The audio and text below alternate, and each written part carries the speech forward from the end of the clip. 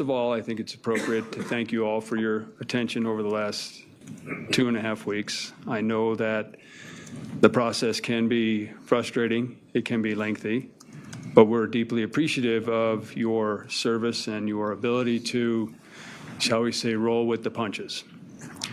I also want to address something too. Unfortunately, Detective Burrows had to go back to California yesterday for some other commitments, and that's why he's not joining us at the table. But I thought it was important for you to know that. I want to start off by refocusing our attention in this case, because this case is a trial about Christopher Dickerson. You didn't hear much about him because it kind of devolved into this sideshow toxic relationship between the defendant and Ms. Varela. But it's not about that. We need to bring him back into this because Christopher Dickerson's life ended tragically, violently, and intentionally at the hands of this defendant, Stacy Rodriguez, in the early morning hours of October 3rd, 2021. It's about her murdering Christopher in his own home, stealing his property, returning to the house to burn it down, in the process destroying the evidence. I know it seems like a long time ago, but I want to talk back when we did the jury selection process, if you remember that.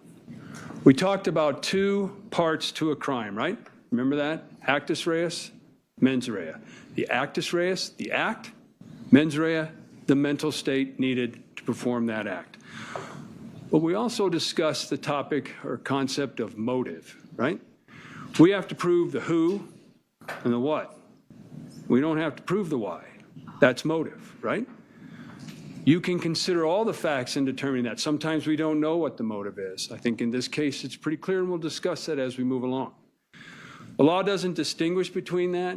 You ultimately are the ones to determine what weight to give that particular evidence. But in the defendant's own words, with that in mind, remember, she admitted to the act of killing Christopher Dickerson. She admitted having the mental state of with intent and intentionally of killing Christopher Dickerson. But she qualified that. She qualified that because it was in self-defense. But remember, self-defense is a conscious action, kind of a confession and avoidance. I did it, but, right? Now, you sat here for the last couple of weeks. You heard a lot of individuals. You heard a lot of testimony. You saw a significant number of exhibits, right? But who didn't you hear from? You didn't hear from Christopher Dickerson. You didn't hear from Christopher Dickerson because the defendant murdered him. Now, it's easy to sit there and attribute statements to somebody that can't come in and defend themselves. In other words, you can say anything you want. You can admit what you can't deny what you can't admit. But actually, in a roundabout way, you actually did hear from Mr. Dickerson. You heard that on that weekend of October 1st through October 3rd, he was happy. He had some friends visit him from out of state. Job prospects looked good. He had a house. He had his animals. He had finances. He had things saved up. Life looked pretty good until he met this defendant, Ms. Varela. You saw him interact in the late evening hours of October 2nd and the early morning hours of October 3rd. You saw him leave his house. You saw him go downtown to Greeley. You saw his interactions in various establishments. You were able to track his movements as he went through there. You were able to see the point where the convergence happened, where he fatefully met this defendant. Goes back to his house. You saw that with the defendant, Ms. Varela. You know he met a friend, Dolores, downtown. He leaves his house to go pick her up, to take care of that. He comes back to the house with the defendant, Ms. Varela. You note that watching the house, you can see that from the video surveillance. You know they're inside. They come out at some point for a smoke break. You get to watch him. He's telling you what they were doing, right? At some point, though, you see one person leave, Ms. Varela, get in the Chevy Malibu. And then minutes later, you see another individual, the defendant, come walking out. We know through the course of the investigation that Christopher's telling you he's dead now. He was killed and murdered by the defendant. You know through the course of the investigation that no 911 was used at that time, no reporting to authorities. You know that these two individuals, the defendant, Ms. Varela, left, traveled a little bit, came back to the house. How do you know that? Because Christopher's cell phone is telling you that. You know he's dead. His cell phone came out of the house. 3 went in, 2 come out. They come back to the house, still no call to law enforcement or authorities, still no reporting this. Ms. Varela stays in the car. The defendant walks back up there, enters the house, in there for a few minutes, and then you see the bright glow in Christopher's house. You know she set the fire. You see her leave. No sense of urgency, no running, no hurry. Gets back in the car and it takes off. And Christopher is telling you where they're going.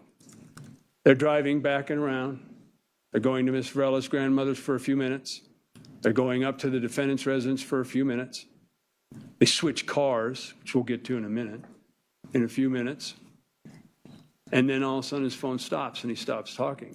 Or so we thought, right?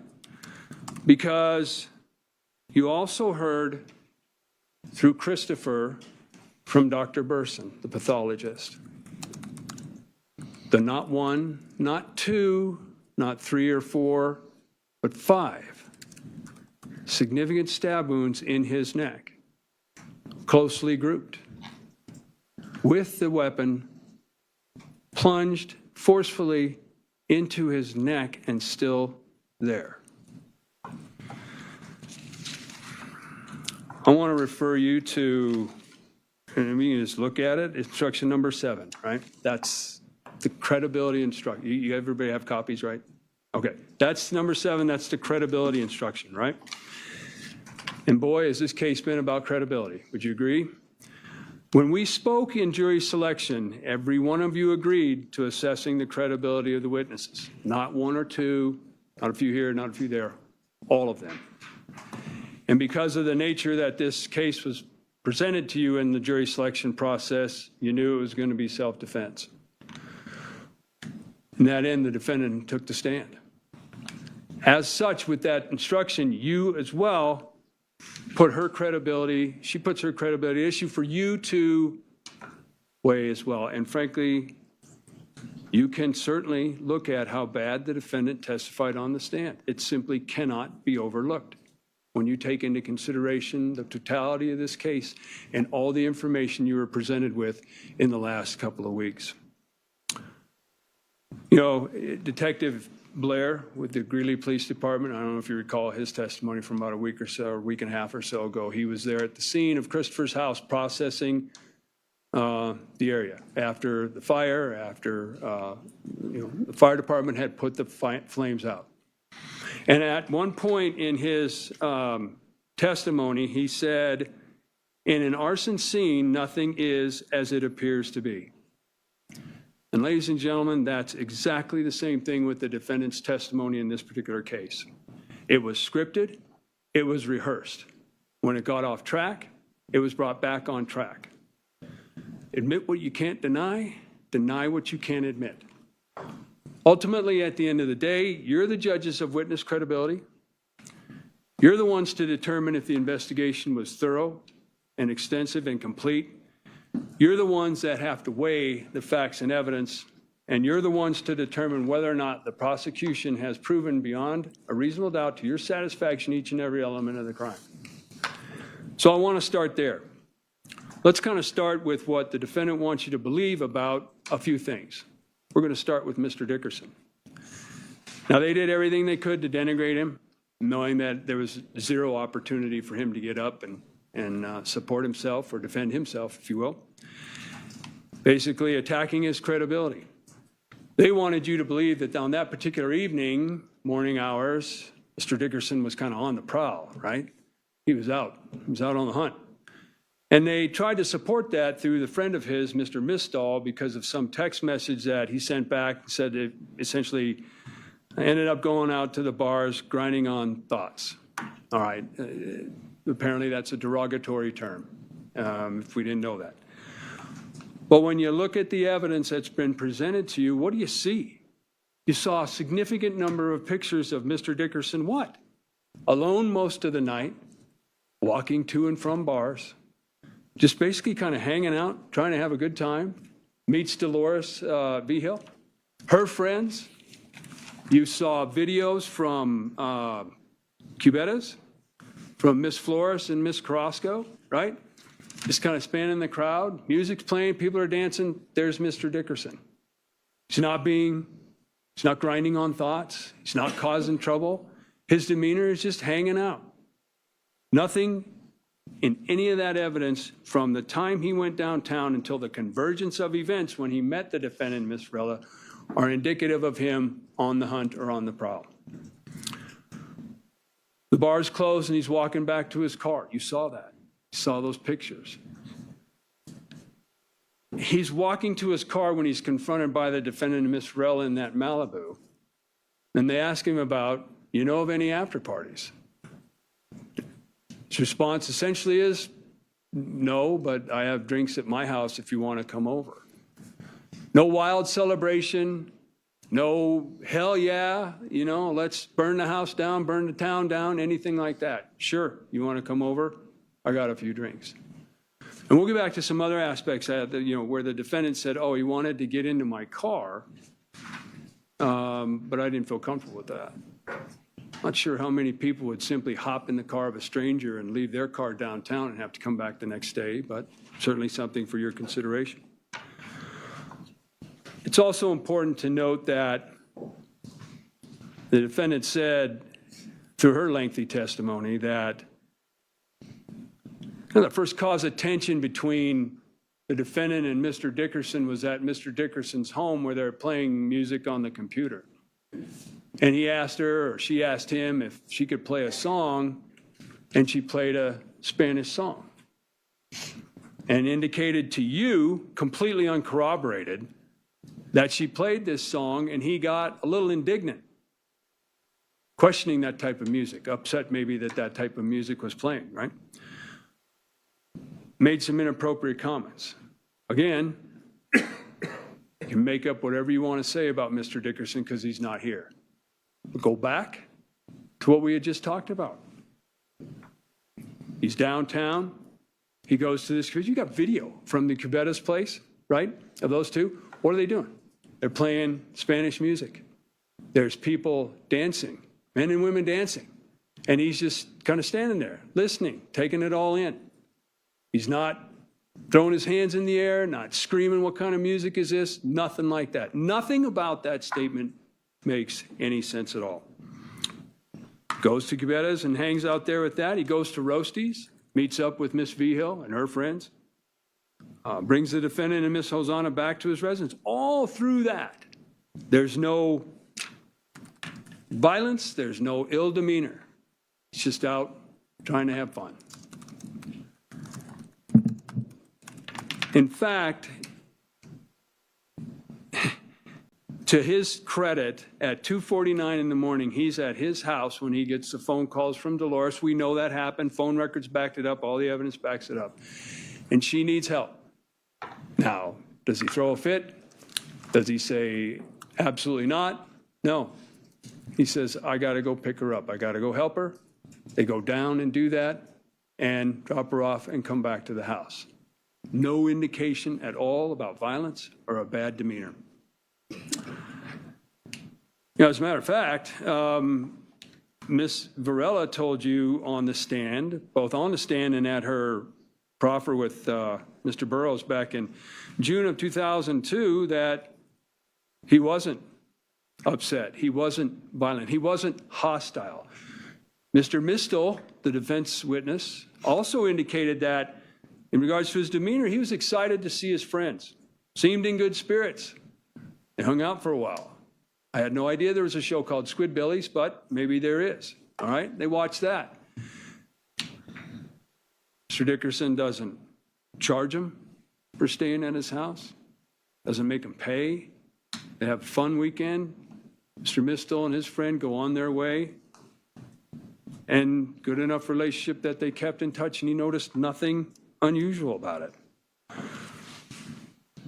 There's nothing to that point at all in this case that indicates Mr. Dickerson was the initial aggressor. I want you to believe that the the victim was so drunk, therefore he had to be violent. Yeah, all right. Yes, Dr. Burson testified that his blood alcohol level was a 0.36, right? He was. He was incredibly intoxicated that night. But doesn't that lend to the credibility of Miss Varela as to what she told you? Perhaps the victim getting set up, right? Because what makes the most sense using your reason and common sense about this? You look what Miss Varela says, the ride back from Dolores, dropping off Dolores, a decision is made, the defendant pours the drinks, right? Well, the defendant testified to that too. So, well, yeah, beginning, Mr. Dickerson was, then Hosanna was, but then I ended up pouring drinks as well, right?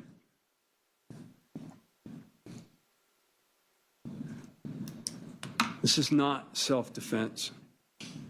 Don't get lost in that. This is plain and simple first-degree murder. When you look at the sequence of events that particular night, this was not hasty or impulsive.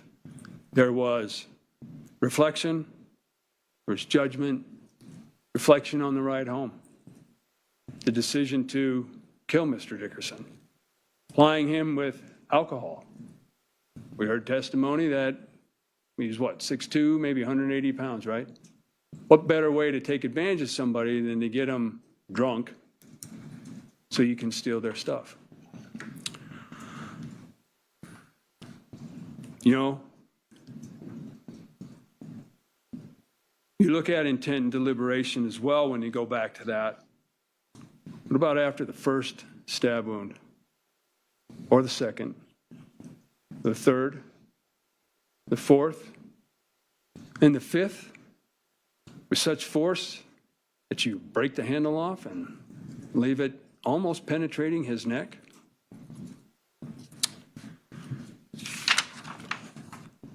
They want you to believe that Ms. Varela is absolutely the most uncredible person ever, right?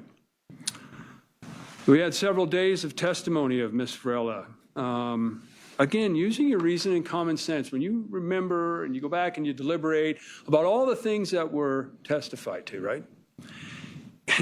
If in fact this was self-defense, why wouldn't she get on the stand and say, absolutely, it was self-defense? I was in fear for my life, the defendant was in fear for hers, or she was protecting me, or anything like that. Why not come in and say it? And it's nothing about that that makes sense. And why lie about it, take a plea deal, which we're going to discuss, and get sentenced in this courthouse to 32 years in the Department of Corrections? If it truly was self-defense. It's because it wasn't. One of the Again, many things the defendant testified to is that she said Ms. Varela was in control of this. And after she murdered Mr. Dickerson, she told you that Hosanna Varela stated, hey, we got to look for cameras inside the house. I mean, seriously? What? Does that make sense?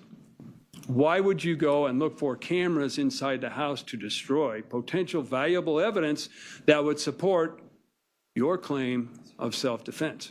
Wouldn't you want to see if there's cameras in the house and then immediately call the police and say, hey, there's cameras in here, this was self-defense, as to what happened? They didn't do that because that didn't happen, all right?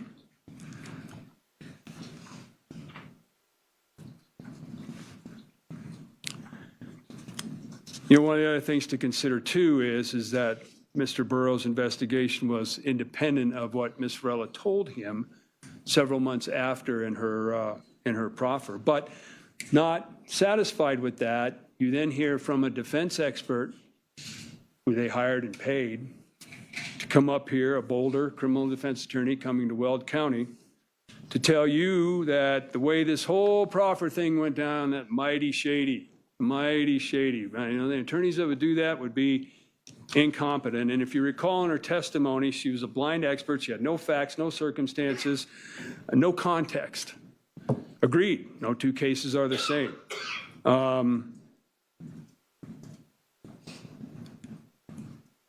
And yet tried to convince you that proffers everywhere should be the same as here. And if you remember the line of questioning, and I'll be brief here, you know, I asked her would you buy a house sight unseen?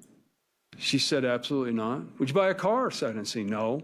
Okay, then why should a prosecutor buy something, i.e. Ms. Varela's testimony, without hearing it first before you decide how you're going to handle the resolution of the case? She agreed. And of all the experts they could have brought here for you, they hired and paid for an attorney who doesn't practice in Weld County. And when told about the fact that one of Ms. Varela's attorneys was this Keith Coleman, that she knew very well, she admitted that, well, Weld County doesn't do proffers like everywhere else. And that's reflected in the proffer letter. You'll have that back there when you get to go back and look at the evidence, right? She admitted that it was a pretty standard letter and that Weld County is different than other jurisdictions in regards to proffers. Let's talk about Detective Burrows' investigation, right? Again, you're the ones who determine if it was thorough or not. I want you to, if you have it, I believe you should have a copy of 223, Exhibit 223. That's the timeline, okay? It's a tool, right? Yes, it's entered into evidence, but it's not necessarily a piece of evidence, but it's a tool for you to follow along when you go into your deliberations as to what Detective Burrows did, right? Well, initially we talked about that, the video surveillance, downtown neighborhood, right? Eventually he gets Mr. Dickerson's Google location, so he's able to overlay that on top of that. Then eventually he gets Ms. Varela's phone records. He's able to overlay on top of that and present to you this timeline for you to follow around, for you to determine whether or not this was effective investigation or thorough investigation or not. I would submit to you that absolutely it was. Sure, you're going to get up here. I'm sure once I sit down, you're going to hear, oh, they could have tested this, they could have tested that, they should have done this, they should have done that. A beer bottle that's out in the garbage far from the house, when really the defendant said that, you know, and we'll get to that too, she chucked a beer bottle and missed, but it landed on the couch. So maybe after murdering Mr. Dickerson, she took the time to tidy up a little bit before they went to the gas station, returned to burn the house down. It just doesn't make sense, okay? It doesn't make sense in that regard. So, Ms. Varela tells you that the defendant intended to kill Mr. Dickerson on the ride back, okay? That plan goes into effect as soon as they get in the house because, again, she tells you, Ms. Varela, the defendant tells you that she started pouring the drinks. Mr. Dickerson's got a high BAC, right? It's corroborated by what Ms. Varela says and what the defendant says when they talk about giving him full glasses. And theirs were either a little bit or watered down or just straight water. What better way to incapacitate somebody bigger than you so that you can take from them? Now, this is where it gets different. At some point during the night, you recall the video clip of Mr. Dickerson going outside, right? They're smoking a little bit, and then they go back in the house. And I think his dog, or he stumbles back in the house, right?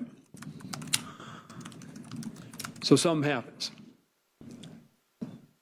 The defendant wants you to believe it's because she played some kind of Spanish music and then out of nowhere was confronted with this file, this metal weapon, and they get into an argument about manhood and et cetera, right?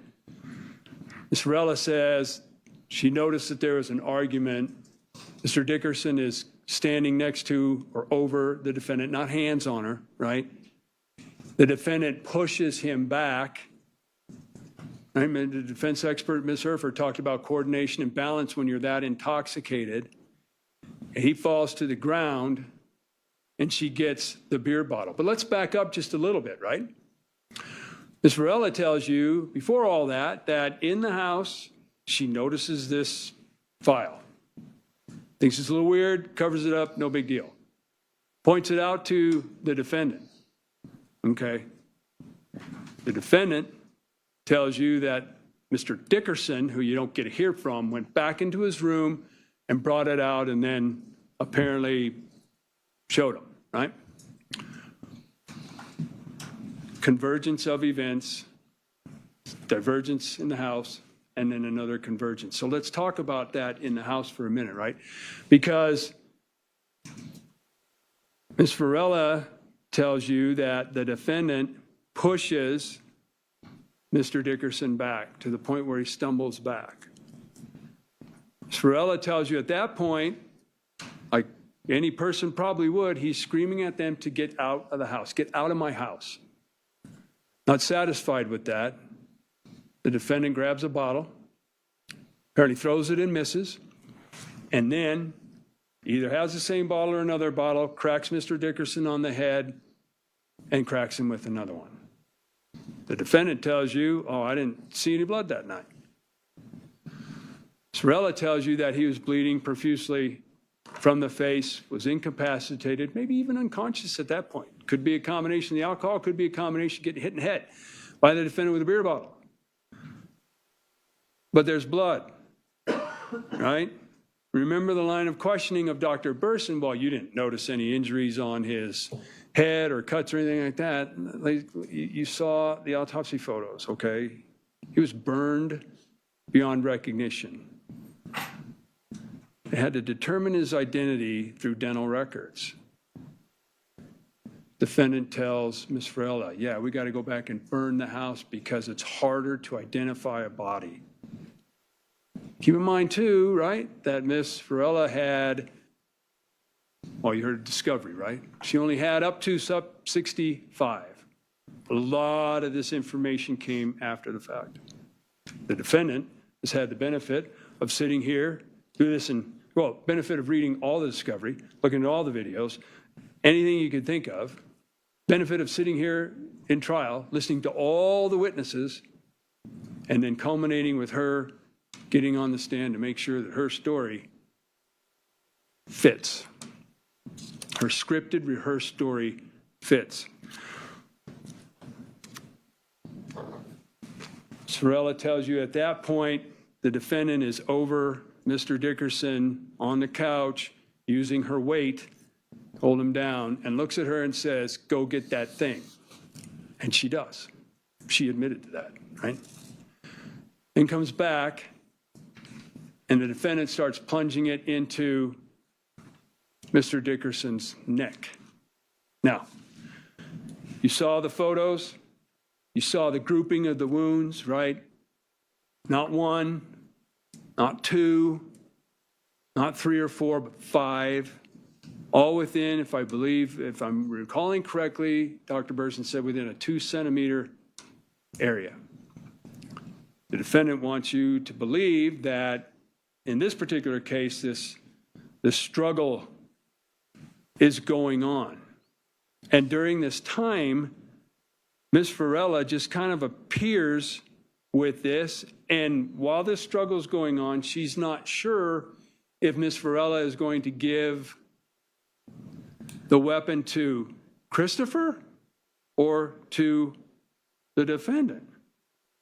Then somehow this struggle ensues, and Christopher ends up with the weapon, and the fight's on, and the rolling, and she's hitting his hand on the carpet, reaching for a beer bottle, doing the layup throw, misses him, and then comes into possession of the weapon, isn't looking at him, isn't looking at Ms. Varela, and doing this motion with her tricep back at him. Okay. Dr. Burson testified as to the force necessary to inflict the wounds on Christopher's neck using that weapon, that blunt end. It wasn't sharp. The blunt end, the flat end is sticking out. I mean, as opposed to a blade, flat end is sticking out. You're not going to be able to do that type of penetration by doing this and not looking and grouping it like you did and causing the significant damage and carnage that you did. Okay? I submit to you that based upon the totality of the facts and the circumstances that Chris was incapacitated. Sorella says he's laying on the couch with his neck exposed. This defendant came up with the force necessary, again, not 1, 2, 3, or 5, but 4, but 5 times, and left it in his neck. By all means, take a look at that exhibit when you go back. Look at the end of it. Determine for yourself if that is something that could just go penetrate 5 times going up like that. It didn't happen the way the defendant said that. Afterwards, right? Again, the progression, together, diverge, back together again. They get in the car, they go back, they come back, they burn the house down. Defendant wants you to believe it's because she's kind of in some kind of stupor. Sorella admits that she was drunk that night. It's funny, the defendant, in a sense, admitted that too, but boy, crystal clear on every little minor detail, right? Credibility, that's something for you to consider in going back to that. But keep in mind that after they do this, right, they walk into his room. You saw the pictures from the fire. All of his things are on the bed, right? Ms. Sorella is apparently not doing well for Ms. Rodriguez. She tells him to go out, and she came in here and gave you a description, okay, of what she saw. You're the judges of the credibility, but she came in and told you that there was blood everywhere and that he was gurgling. And she didn't know what to do, and she saw him take her last breath. Again, if it's self-defense, ladies and gentlemen, why come up with that? Why come up with that elaborate, we'll call it elaborate story, right? They steal his property, they leave, they come back, they burn the house down, they destroy evidence, they destroy Christopher. Admit what you can't deny, deny what you can't admit. I want to talk a little bit about the jury instructions, if you kindly follow along. You note that instruction number 3 is what the defense contends. They admit that she's guilty of the arson, where she burned the body of Mr. Dickerson, so fine. She also contends she's guilty of tampering. That necessarily means she's guilty of the burglary in regards to the arson. We've talked about credibility, but I want to go back to the elements, and I want to start on page, it's instruction number 14, okay?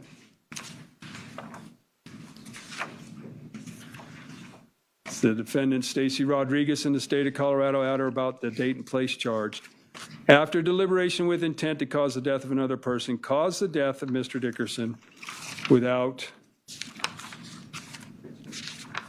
not legally authorized by the affirmative defenses as noted in 16, 17, and 20. So, in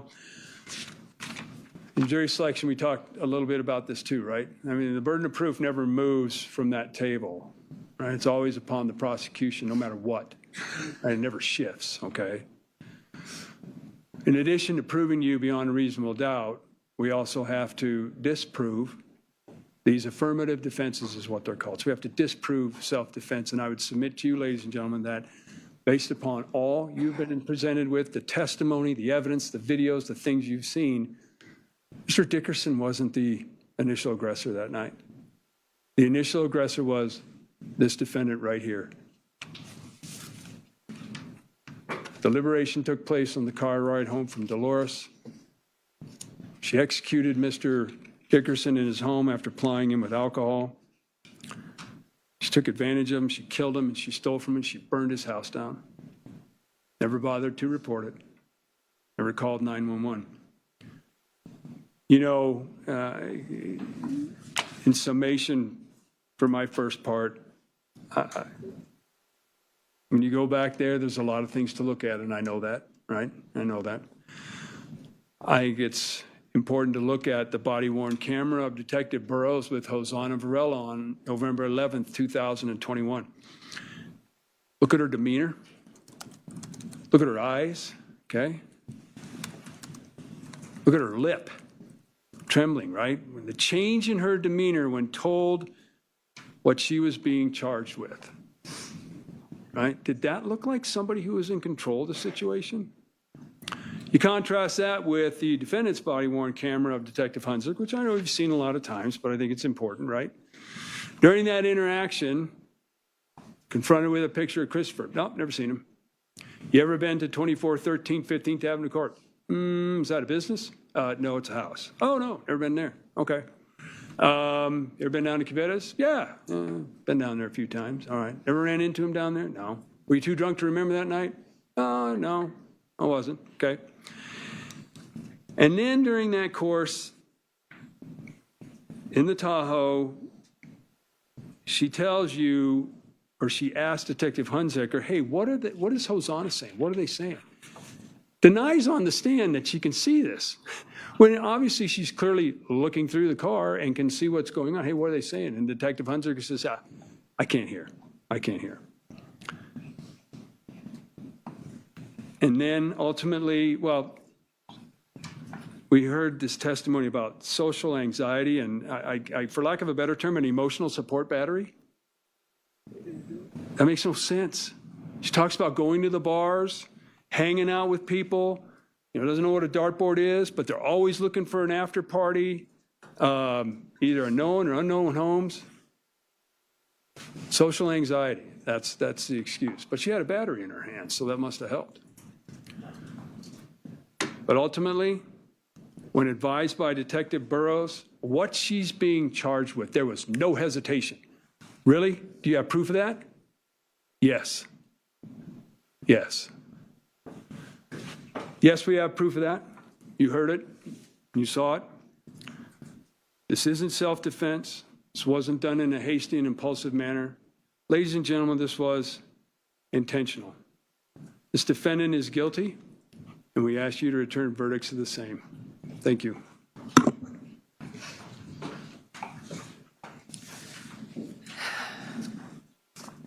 As we told you in the beginning, this case revolves around people making decisions and reactions under pressure. Before you got to meet Stacy, you were painted a picture of a predator in every sense of the word. In their opening, they called her a vicious and violent murderer.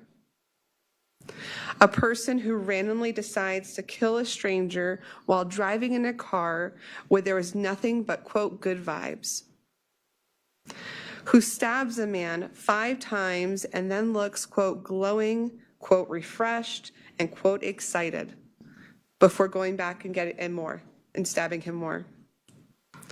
A person who is so deranged that after stabbing someone to death, they lick their hands with their blood, the other person's blood, all over it, tasting another human's blood and saying, quote, his blood tastes dirty.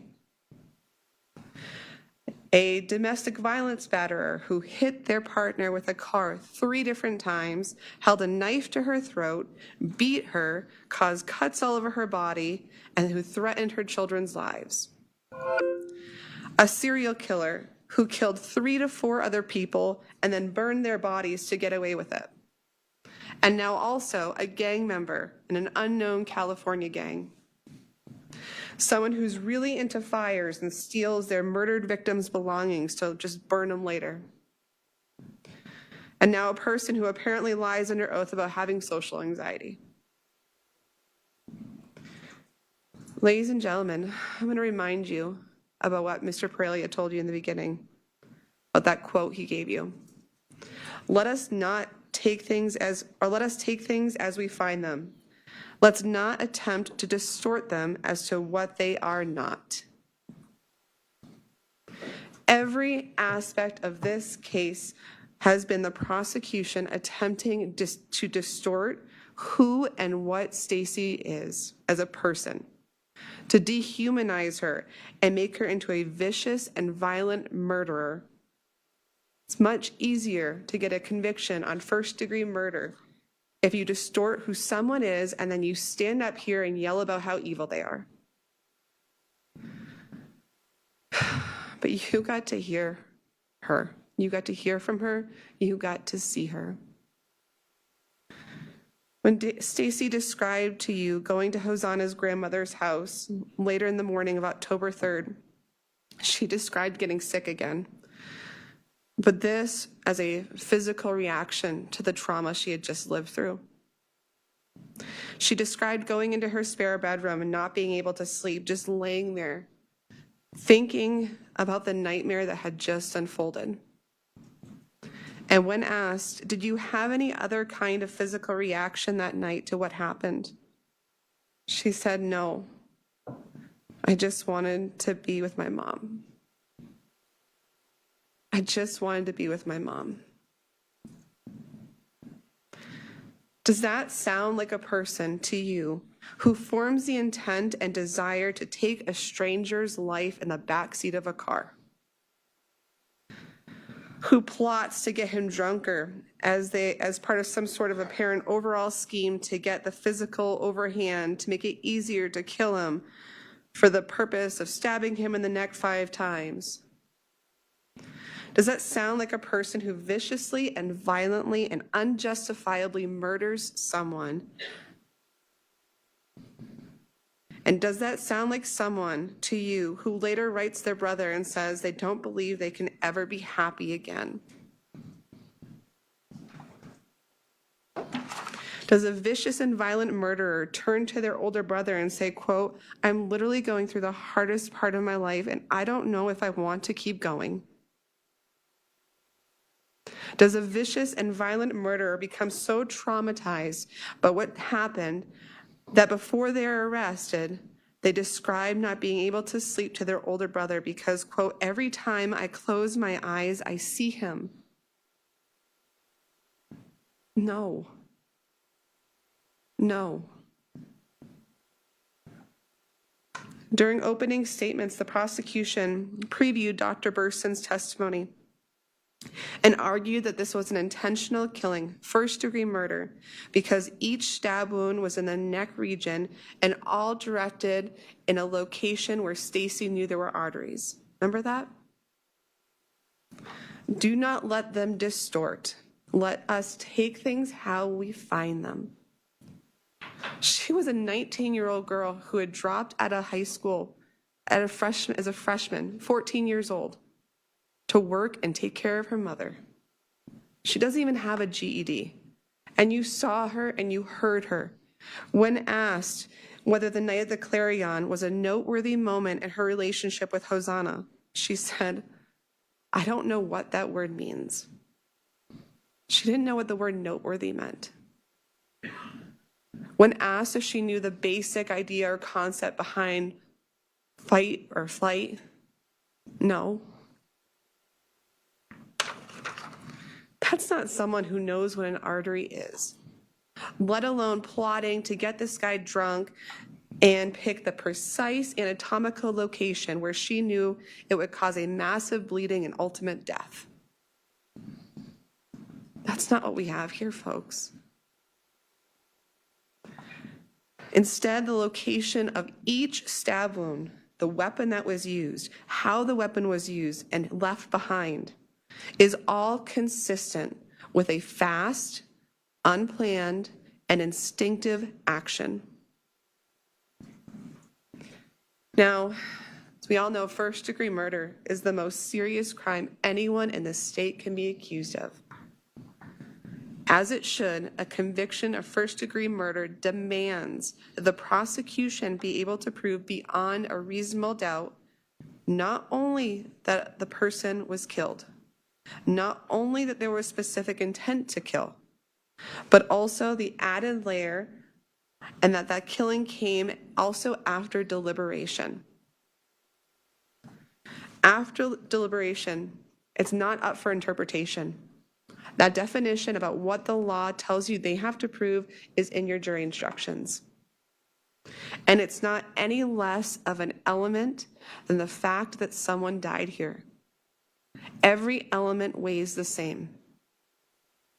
And the term after deliberation means that they have to prove Stacy decided to kill Mr. Dickerson after the exercise of reflection and judgment. The law tells you this cannot be a quick, momentary, one thought after another type of thing. In fact, the law prohibits a conviction for first-degree murder if it was committed in a hasty or impulsive manner. Think about what those words mean. Think about the synonyms for those words. Hasty, speedy, hurried, rushed. Think about these synonyms for impulsive, spontaneous, instinctive, unthinking, reflex, knee-jerk. Every single aspect of this case, every single piece of physical evidence concerning Mr. Dickerson's death tells you beyond all doubt that this was quick and it was hasty. And that it was an instinctive response to the imminent threat that Stacy was facing.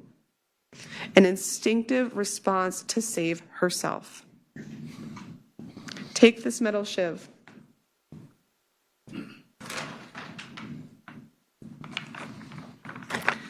This is not a traditional weapon.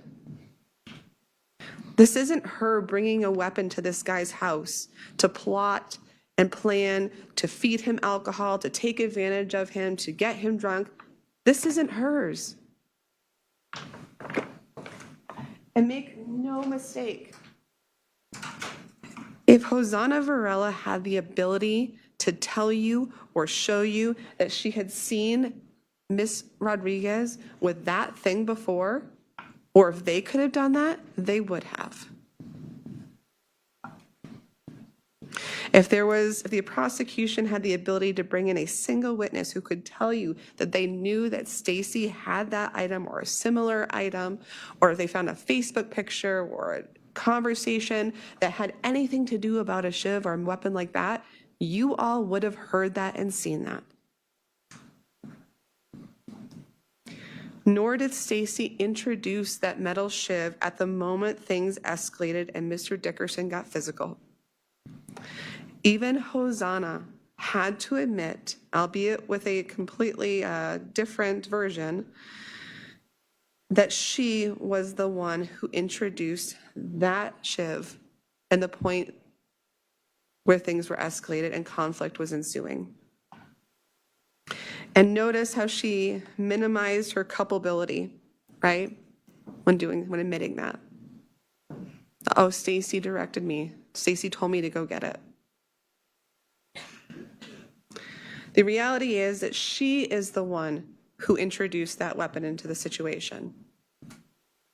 And when Mr. Dickerson grabbed the metal shiv while being over Stacy, not letting go while she is pleading with him, it all happened so fast. And as we discussed way back in jury and selection, and these types of moments, they aren't planned out. No one plans for this very moment. She had split seconds to react. There was no appreciable amount of time to exercise careful reflection and judgment. There wasn't. She told you, quote, he grabs it, and then I'm obviously trying my hardest to just leave. She described using both hands on his one hand that held that metal shiv. I kept hitting his hands on the floor so he could let it go. I wasn't strong enough to get it out of his hand with the one, but I was just trying to hit it out of his hands. Both of her hands on his one. And in those split seconds, when she breaks free from his grasp, he pushed her in the face consistently trying to grab at her. And she instinctively fought back. Again, there was no time, no appreciable time for reflection and judgment. It cannot be one thought after another. It was hasty and it was fast. It was impulsive and it was instinctive. It had to be. She told you in your own words. Were you looking at him? No, I wasn't. I wasn't looking while I was doing it. At that moment, I didn't think anything, and then he was still continuing to grab me. So I kept kicking him and I sat up, and that's when it happened again and it broke. Quote, I didn't know that I'd hit him. I didn't even know that she didn't even know that she had made contact until reviewing discovery and saw that she did it 5 times. She wasn't looking at his direction. She was too focused on trying to get away. So when they're questioning her yesterday, what were you looking at? Of course she's not going to be able to tell you. Her only thought in that moment was self-preservation. Stacy described falling when she was trying to get up as they were fighting over the shiv and it breaking, which is consistent with Dr. Burson's testimony that he believed the metal shiv had a handle that had been broken off. Again, every single aspect, every single piece of physical evidence concerning Mr. Dickerson's death tells you beyond all doubt that it was hasty and quick, that it was instinctive, and an instinctive response to an immediate threat. What deliberate, intentional, and premeditated murderer leaves the weapon behind in the body? She went through all of this to try and escape, apparently getting caught and planning this murder and feeding him full of drinks. Why would she leave that in his body? Dr. Burson, with over 14 years of experience, the Weld County coroner, who has conducted thousands of autopsies, told you he has never had a case where a knife or a metal object was left in the body. Why? Because you don't intentionally kill someone unless you want to get caught and leave behind the weapon. If you go through the trouble of burning a house down to avoid getting caught for intentionally killing someone else after deliberation, after time to allow for exercise of judgment and reflection, you don't leave it behind. Now, the part of the metal shiv that was used also corroborates what Stacy told you. The prosecution wants you to believe that Mr. Dickerson was vulnerable, that this was a vicious, violent attack on an unconscious and vulnerable person. But then they also want you to believe Hosanna Varela, right? They want you to believe Hosanna Varela, who told Mr. Burrows through her proffer that after Mr. Dickerson was hit in the head with the bottle, he had blood in his eyes, fear in his eyes, and yelled at them to get out of his house. So if they want you to believe Hosanna, he wasn't unconscious. But if true, Mr. Dickerson was knocked unconscious between the high BAC and the bottle smashed on his head, why wouldn't you use the sharp end? If the prosecution just stood here and told you that he was laying unconscious on the couch with his neck vulnerable, why would she use the blunt end? Why would she risk that injury to herself? If her goal and her entire purpose for all of this was to kill him, you don't use the blunt end.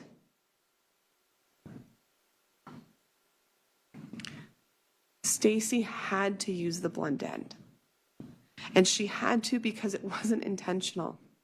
This wasn't a decision made after careful reflection and judgment. He had the metal shiv in his hands. We know that. So when she was finally able to grab it from him, again, this is the sharp part of the pen, the pink part. That's the sharp part. We know he had it in his hands because otherwise, she grabbed it from him and had the blunt end. When she was finally able to grab it from him, it meant that the sharp end that was the threat to her landed in her palms. And she didn't even have a split second to flip it over before she had to use it. Doesn't get any hastier. It just doesn't.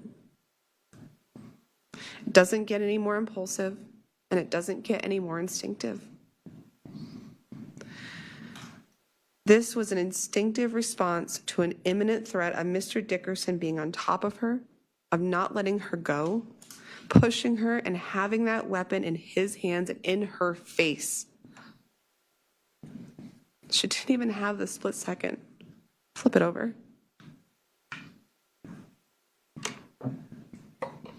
And the wounds that Dr. Burson saw are also evidence of this and are consistent with Stacy's testimony. Dr. Burson testified that all 5 wounds were in close proximity of each other, less than 1 inch. That to him, that means that all 5 wounds were done in, quote, rapid succession and in a short period of time. Rapid, hasty, not first-degree murder. Dr. Burson described 4 of the stab wounds being in the front area, around the Adam's apple, and being from front to back. And the last one, the one with the shiv still in it, being in a slightly different location that also had a movement path of front to back, but also slightly right to left. During cross-examination of Ms. Rodriguez, the prosecution used the analogy of a dartboard and said, well, what are the odds that you could hit the same exact spot while not looking? Well, ladies and gentlemen, difference being you're not standing a few inches, a mere inch or 2 from a dartboard. A dartboard is not grabbing you. The front to back aspect of those 4 stab wounds are consistent with Stacy's description of the close proximity of their physical struggle. Him in her face with this weapon, him on top of her. And that last wound being consistent with Stacy describing not knowing that she had hit him until the object broke because he's grabbing at her. The right to left nature of that last wound is consistent with him moving his head to the left as he's pushing forward, trying to get her. There was no evidence that Mr. Dickerson, in light of those 4 stab wounds, would have not been able to be a threat to Stacy. Still grabbing at her. Instead, the only evidence you all heard was the exact opposite. Dr. Burson testified that Mr. Dickerson would not have been immediately incapacitated. Sarah Erfer, the toxicologist, explained that the other scientific explanation behind Mr. Dickerson's ability to keep moving, keep grabbing, still being a threat. She explained that alcohol has an analgesic effect, a pain-killing effect. Alcohol impacts a person's ability to receive pain. She explained to you that science tells us that as a person's alcohol consumption and BAC increases, so does that affect on their pain tolerance. And in that moment when the metal shiv broke and Stacy realized that she had made contact with him, she explained to you that Mr. Dickerson was no longer moving. Remember, she described scooting back, sitting there, just looking at her hand, frozen. She didn't intend for any of this to happen. Why would she? And while the prosecution doesn't need to prove motive, they don't. They still have to convince you beyond a reasonable doubt that it was her conscious objective to kill him that night. Why? Why would she do that? Why do you kill a random stranger? For what? And notice their theory just keeps changing, right? It's because at first she's has irate jealous or is irately jealous that Chris had the audacity to ask Hosanna where she worked and not her. But then it turns into on the way back from the car, according to Hosanna Varela, she just decided to randomly kill someone when they're all having good vibes listening to the music. And then it changes again to this like weird intent to rob, right? Well, that doesn't make sense either, because if you go through all this trouble to poison this guy, to get him weak, to rob him, why do you not take the laptop sitting in the living room that you heard was found burnt and melted to a backpack? Why don't you take any of the 8 other gift cards in his wallet? Why don't you take a dime from his bank account that has 43 grand sitting in it? Why do you take what you take and then just burn it if you believe Hosanna Varela? None of this is true. It's all made up. None of it is true.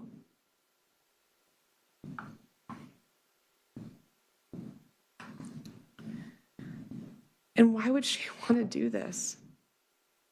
You heard her talking to her brother afterwards as part of a Facebook message, telling him that she just missed her old life and her happiness that she had before Hosanna, before October 3rd.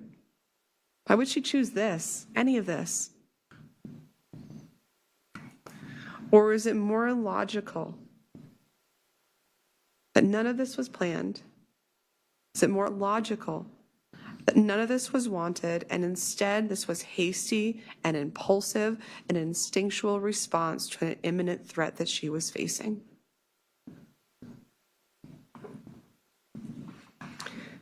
And as we talked about back in jury selection many, many times, it's the totality of the circumstances, right? How many times back then did we talk about how we wish you could have had all the facts, and as we're posing these hypotheticals, right? Now you have all them. And it's the totality of those facts and those circumstances that you have to consider in leading up to that split-second decision that she had to make. Consider, she's at a complete stranger's house in the middle of the night when the rest of the world sleeps. The complete stranger is a man who is nearly double her age.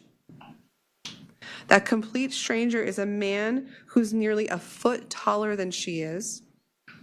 A complete stranger who is clearly intoxicated, who lied to them about having an after party or having a roommate be present and clearly was not as the night progressed, who chose to wear a shirt out that evening that read, quote, "straight out of fucks."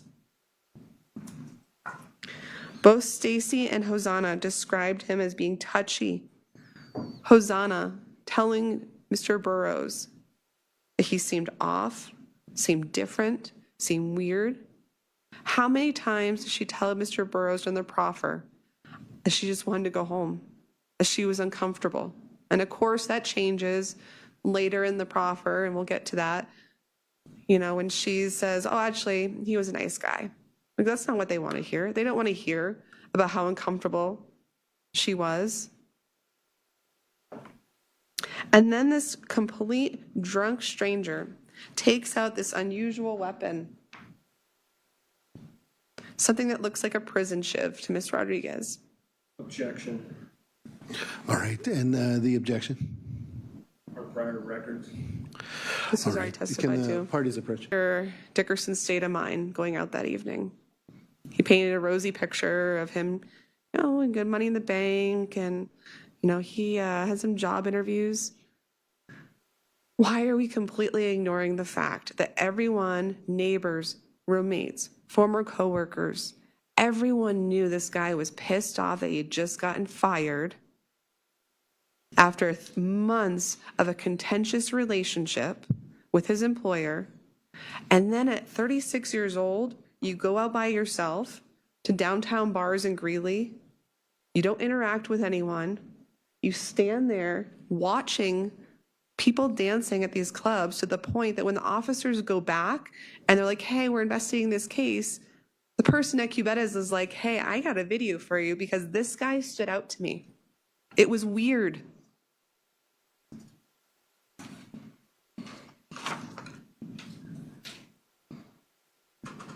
And when the prosecution tells you there's no evidence that he was the initial aggressor, that is not true. That is not true. That is blatantly false. By all accounts, he was the initial aggressor. When he stood over Miss Rodriguez, putting both hands over her, you don't have to touch someone. You do not have to touch someone to not be the initial aggressor. Or sorry, let me take that back. You do not have to touch someone and you can still be the initial aggressor. As we discussed in jury selection, who the initial aggressor is matters as to whether or not you get to stand your ground and take another's life to save your own. And by all accounts here, Chris Dickerson was the initial aggressor. That's completely undisputed.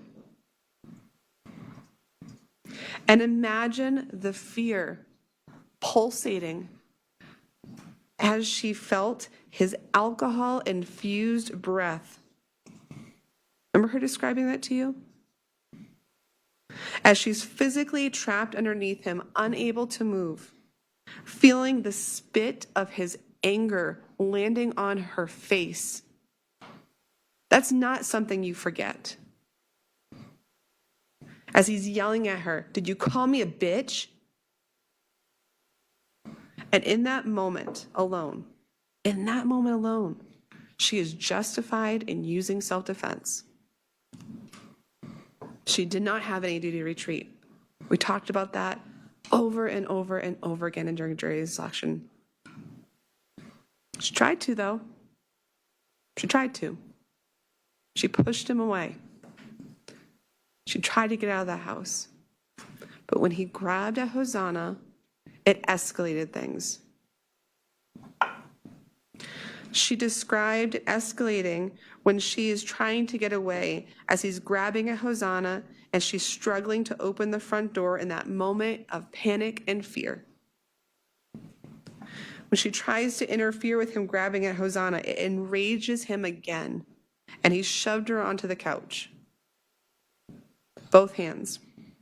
His body on top of hers, pinning her arms down, struggling, unable to leave.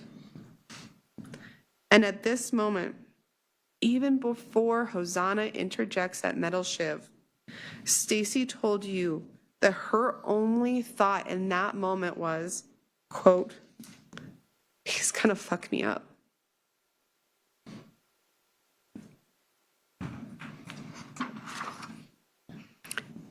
And even at that moment, she is legally justified in using self-defense. Drunk or not.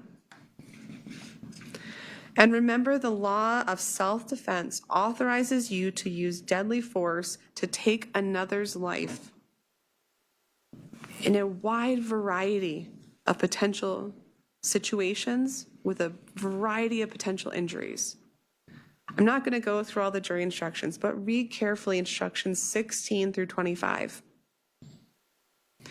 16 and 25 tells you that the law recognizes this need for self-preservation can be necessary under a host of different situations with a variety of different injuries. So look carefully at what constitute first and second degree assault, because you are legally justified in taking another person's life if you believe any one of those assaults could be happening to you. And look at first degree assault means intending to cause and causing serious bodily injury with a deadly weapon. Serious bodily injury includes a penetrating knife wound, risk of serious permanent disfigurement. Stab wound would certainly qualify for that, right? Then there's second degree assault, bodily injury with a deadly weapon.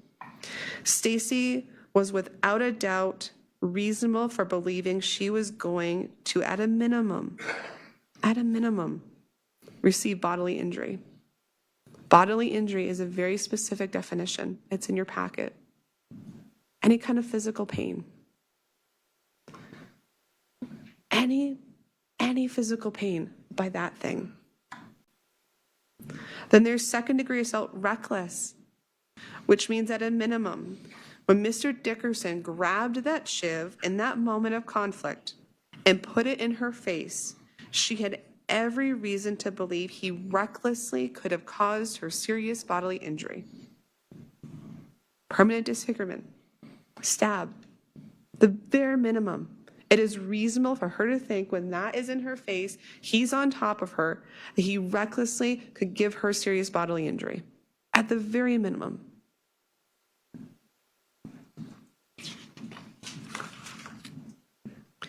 And then when he had that metal shiv in his hand, she doesn't just forget about everything that had just happened.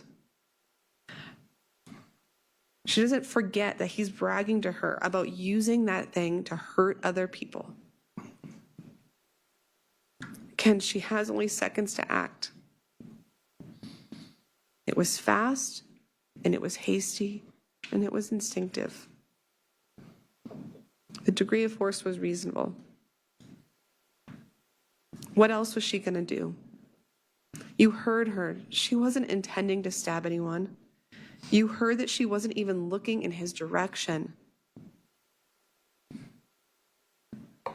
Had Mr. Dickerson been stabbed 20, 50, 30 times, okay.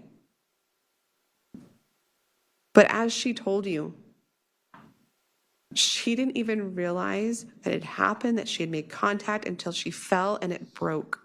And then he stopped moving. And we want to talk about her credibility. Ladies and gentlemen, she could have gotten up there and told you all that she was stone cold sober, right? They don't have any evidence of anything opposite of that. They don't. She could have got up here and said, you know what, guys, I was completely sober. I didn't drink anything that night. But that's not what she did. She admitted to you that she was drinking to the point that she threw up a couple times. But common sense tells you when those things happen, when you're feeling someone else's spit and anger land on your face, you remember those moments, right? They don't have any problem with Hosanna Varela, right, who was also intoxicated that night. They're not telling you, well, you know, yeah, Miss Varela's not that credible, right? That's not what they're saying. So why is it okay for Miss Varela to be intoxicated and yet be able to give you play-by-play details, but Stacy can't?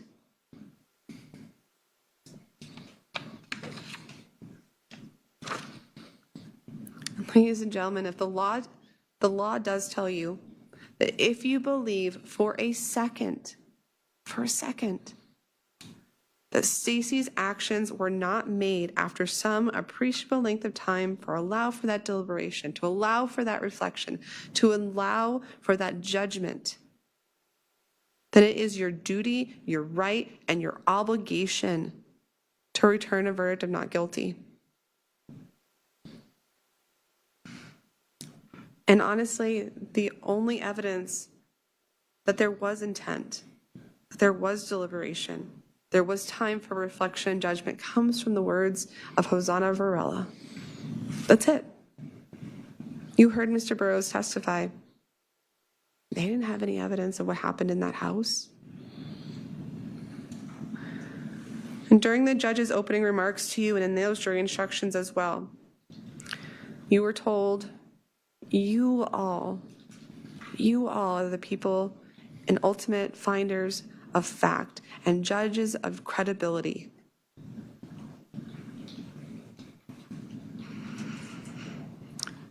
You have to consider, as the judge told you, that it is your responsibility as jurors to decide what testimony to believe, and that decision should be made with a consideration of the motivation and the manner in which each witness might be affected by the verdict. Now, when Hosanna was arrested, we saw it. We've seen these videos multiple times. We know she wasn't planning it. We know that she was not planning on that Wednesday afternoon to being ripped from her kid's life. Just to be clear, no one at this table is saying, hey, jury, think Hosanna is a liar because she had the audacity to lie to her children about being on vacation. No. Any mom would do that. Any parent would do that. They're missing the point. We played those jail phone calls between Hosanna and her children so you could hear what she had to hear. You heard those children's voices. You heard her voice cracking in response. Mommy, when are you coming home? Those children's voices are gut-wrenching. And they're not even our kids, right? Imagine being in Hosanna's shoes and hearing that every single time you talk to your child. Your little ones. One's still in diaper. That would make, and the whole point of having you guys listen to that, was that would make any parent want to do anything that they could to get out of jail, probably just short of trying to dig their way through those cement blocks with their own bare fingers. Any parent in that situation would do exactly what Hosanna did. Anything and everything to get out of her situation and back to those kids. Imagine the desperate and unbearable amount of guilt and pain that she felt.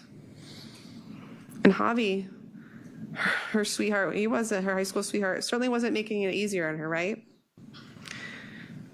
When he's talking to her, he's saying things like, what do you want me to do if you fuck yourself? Giving her doses of reality. What if you don't come home? We can't tell the kids that you're on vacation forever. They're gonna figure it out. And then she hears about things like him taking their son for a haircut and him randomly saying, Mommy's not coming home. And ladies and gentlemen, she hears that. Days and weeks and months go by. She can't bond out. Reality is setting into her that she cannot fix this situation. Those court dates come and those court dates go. And she's in the jail on first-degree murder charges. Let's not lose sight of her being charged with it as well.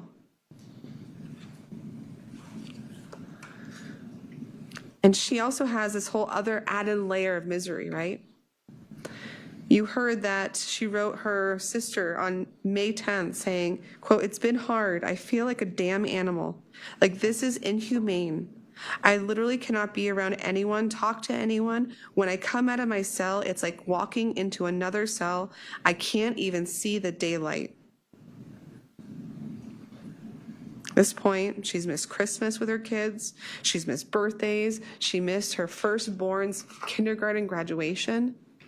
And she tells Javi in a letter saying, I missed all these milestones and him graduating kindergarten being one of them. And I'll never be able to have that memory with him. And on the other hand, she's also seen Discovery, don't forget. She knows that they have her dead to rights there at Mr. Dickerson's house. She knows that they have her on camera at minimum, right? Going into that house. She also knows that it's her fault, that she interjected that weapon. And honestly, heard she was drunk.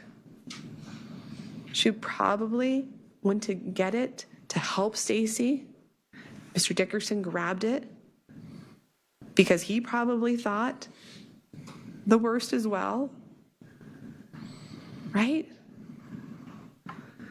But all Stacy knew was that she was pinned on the couch underneath this guy who had this in her face. And Hosanna is sitting in jail for 8 months with all of this weighing on her shoulders. And there's nothing she can do. She can't bond out until there is, right? And we don't know how this proffer came to be. We don't know who reached out to who, her attorneys or the prosecution. We know, though, that her sister Hannah was the one who initially explained to her this concept, this idea of giving information to the police to get time off her sentence. We also know that the guards reinforce that that is a real thing that happens.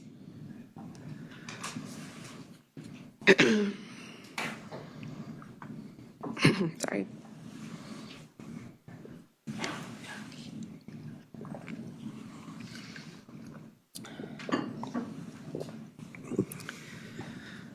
And talk about using logic. If Hosanna did nothing wrong, right, then why did she wait until the proffer to share any of this information, right? And the reality is, she did it to benefit herself. And her level of desperation is clear as day from the drastic and illogical extremes she went through to paint Stacy as evil. Deciding to kill Mr. Dickerson randomly in the back of a car, well, otherwise there was good vibes. And you heard that wasn't even mentioned. She didn't even tell Mr. Burrows that during the initial 43 minutes of her narration of her proffer. It wasn't until after she went back and after she talked to her attorney for 30 minutes and she came back and said, oh, Mr. Burrows, in the middle of you asking me about how many times Mr. Dickerson slapped my butt, I just remembered that I'd asked her, at what point did you decide to kill this guy? And she was like, oh yeah, in the back of the car where I was listening to the music. That doesn't make any sense. She knew that they needed that information. You're telling me that her lawyers weren't like, hey, first-degree murder means X, Y, and Z. Of course they did. And then there's the bit about feeding Mr. Dickerson shots of vodka while taking shots of water. And although then she backtracked and said she didn't know if it was water, but just knew it didn't really taste like alcohol, so she assumed it was water. Water and vodka don't taste anything alike. You don't get those two things confused, right?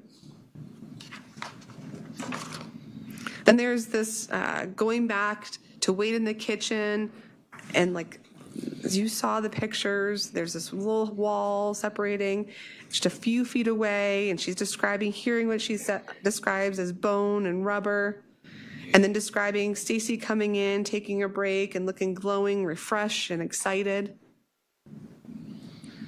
And then there's the extreme about drinking another person's blood and saying, oh, his blood tasted dirty. Do you think that girl, that 19-year-old girl, is down there licking her hands after just killing this person saying, his blood tastes dirty? That did not happen. that is completely illogically made up.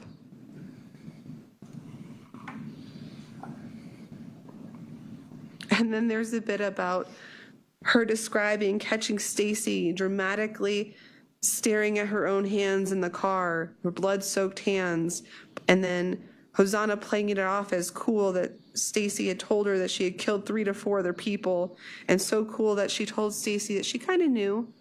And Stacy responded, "Oh, really?" And Hosanna said, "Yeah, well, yeah." Like one was telling the other that they didn't like each other's cooking. That didn't happen. And they know this is not true. They know it's not true. They know there's no other murders. There's no other murders. And I know they're going to come up here and say to you, well, it only matters that Hosanna believed it was true, right? Because that's why she didn't go to the police. But if that's true, then why on earth would Hosanna, a mother, allow Stacy near her children immediately afterwards? Why would she let her children pose with Stacy when they're trick-or-treating in downtown Greeley? Why would she tell her, "Hey, can you watch my kid?" And then you saw that text message exchange. Any parent knows that that is just not based in reality. And if it had even an ounce of truth to it, just an ounce, then when she got those jail letters that they've told you about over and over again, that claim that Stacy wrote and that is threatening her children in it, that if she believed any of this for an ounce, and if it's true, then you know what you do. You go to those deputies in the jail and you say, "My kids, their lives are at risk by this crazed serial killer who I just saw drinking blood from a stranger after she just murdered him." That's what you do. Or at the very least, if you don't trust police, right? You tell your legal team and they go to the police. And you heard her repeatedly tell you, "Oh, I gave this information to my legal team." Then where's any of the police reports? Where's any of those officers who investigated this? Where's any action by her legal team to look into this? Because they knew it's not true.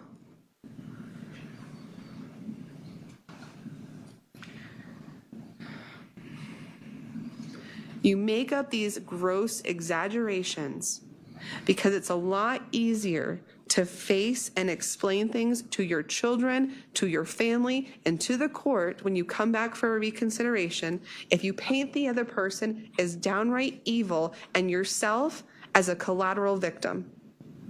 That's what she did.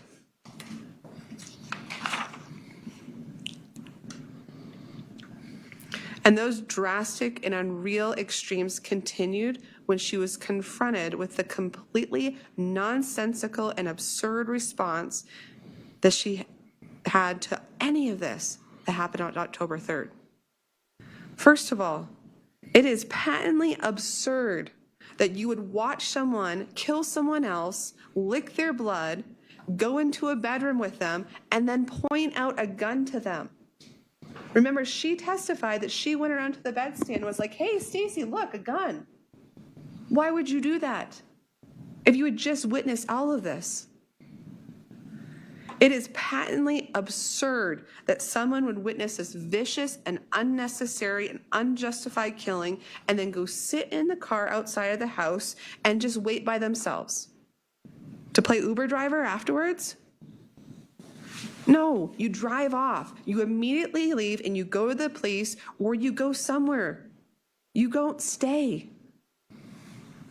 And it is patently absurd that someone would sit in the car with their cell phone, with their phone. Okay, you don't trust police. I get that. But you text your sister, who's your best friend, who you were just texting with 2 to 3 hours beforehand, sending them a picture saying, "Oh my God, we're at this random guy's house." You text Javi, you communicate with someone. It is also patently absurd that someone would sit in the car and wait for a vicious, violent, and unjustified killer to come back out so you can bring them to your grandmother's house. And we know they went there. It matches Dickerson's phone. And it is absurd, so absurd, that even during her proffer, that was one of the very few things Mr. Burrows actually called her out on. He gave her a heads up that that was going to be a hard question that she was going to be asked and needed to come up with an answer for. She did, right? But even that answer just runs afoul to logic and common sense. She told you that the abuse, quote, got worse after Mr. Dickerson's death, and that's why she didn't go to police. And I agree with Mr. McCormick. This case, this trial, way deviated away from Mr. Dickerson and what happened. But who did that? These guys, right? We didn't. Hosanna said that the abuse got worse after Mr. Dickerson's death, and that's why she didn't go to the police. Ladies and gentlemen, worse than being hit by a car 3 times? Worse than being hit and being flung after you've been chased through an open field? Worse than when you have a knife to your throat and you're being punched in the face and you have cuts all over your body? And if that is true, if that's true, Detective Burrows told you over 51,000 pictures on that woman's phone. She even admitted she loves taking selfies. Where is a single picture of any of those injuries? You heard about getting not 1, not 2, but 3 different types of records from her phone. 2 Cellbrite dumps, iCloud, not one single picture of an injury. You heard about also Facebook messages. You've seen a ton of messages between those two. And common sense, experience, reasoning tells us we know what domestic violence communication looks like.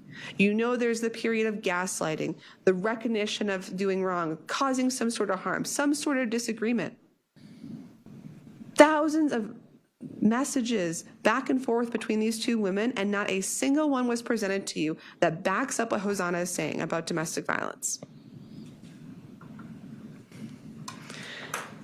And common sense tells you if someone goes through the process of planning, of taking these diary notes to document this domestic violence, why wouldn't she take a single picture of herself? Not one?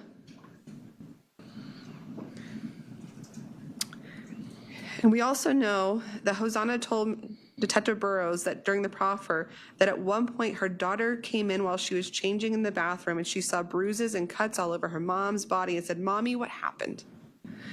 And that Hosanna told Detective Burrows that her mother at one point also asked about the bruise. We know again that she's incredibly close with her sister. Yet the prosecution did not bring a single one of those people in to testify that they saw anything, ever, because it didn't happen. You even heard about them getting pulled over, right? Remember the October 25th is the diary entry with the knife to the throat that she says she was punched and clothes were cut off. She told Mr. Burrows it happened a week before her deceased father's birthday on October 25th. Yet, October 23rd, they get pulled over. Where's that police officer who comes in, who's a trained professional, who knows the signs and symptoms, who isn't just going to turn their back when they see a woman with a black eye? Where's those officers? Instead, the only picture of domestic violence you saw was her face completely covered in blood. And you heard from her best friend since 7th grade who saw Stacy show up at her door after running from Hosanna.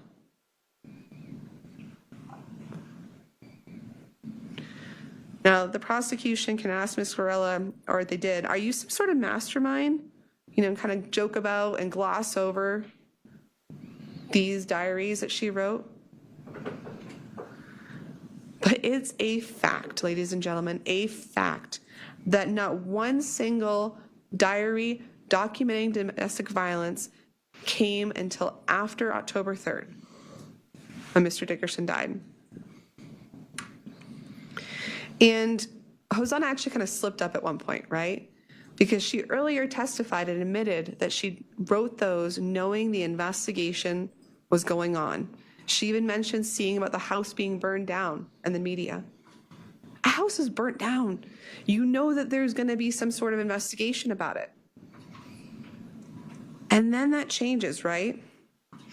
Because when I confronted her with the fact of one of those messengers saying something about the truck being hot, right, and her not wanting her kids in it, then that changes, right? And she changed it to a different reason of saying, well, that the truck was hot for a different reason, but that she couldn't articulate why.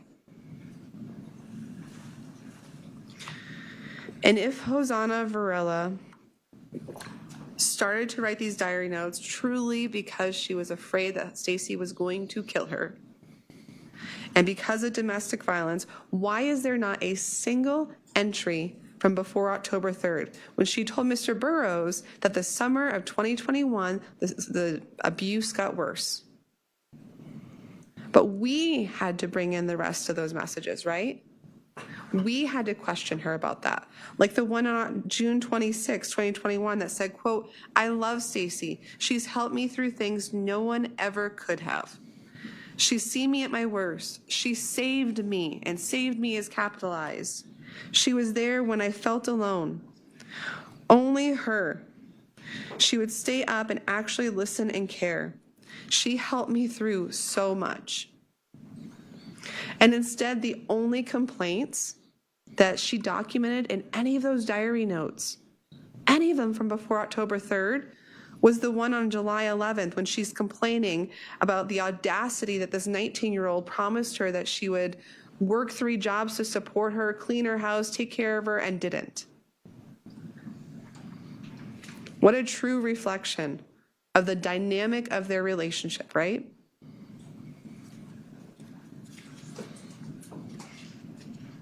And then there's this also argument that, well, Hosanna says she wasn't afraid of being killed herself, but she was afraid that she was going to kill Javi, and also because Stacy's so jealous, and that's why she killed someone, right? All this jealousy. That's the other reason why we're here. Then how do you explain Defense Exhibit RR and SS? Remember, those are the snapshots where Stacy knows Hosanna is going to have sex with Javi. Is she jealous? Is she killing Javi? Is Javi dead? No. Stacy just says, "I put some condoms in your bag, be careful." That's not consistent with their theme and theory, right? And it also shows you how subservient she is to Hosanna. Think about, at 19 years old, you're in your first relationship, and you know this person is cheating on you. And all you say is, just be careful, here's some condoms.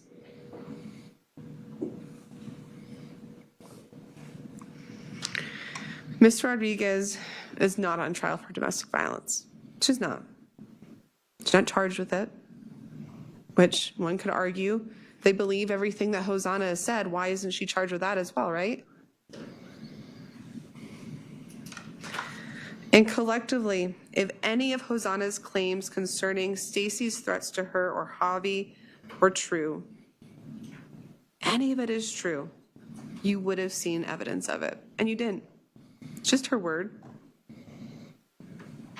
In every instance of every instance of domestic violence that Hosanna described to Mr. Burrows during her proffer of domestic violence involved her being drunk. It's very clear this woman had a serious drinking problem. She even wrote it in her diaries about using Coke 4 times a week and being drunk all the time. And what's really concerning about that is the fact that as she's describing to Mr. Burrows during the proffer of all of these instances of domestic violence, she leads him to believe that one of those included that night at the Clarion. And you heard her testify that she had read the police reports from that night. She knew that not to be true. She knew that the police went back, pulled the video surveillance, and see her heavily intoxicated, stumbling, falling face first into a radiator on the wall, when Stacy's over here trying to help her walk in. She knew that that wasn't true, and yet she goes into that proffer and says, "Mr. Officer, let me tell you about this instance of domestic violence."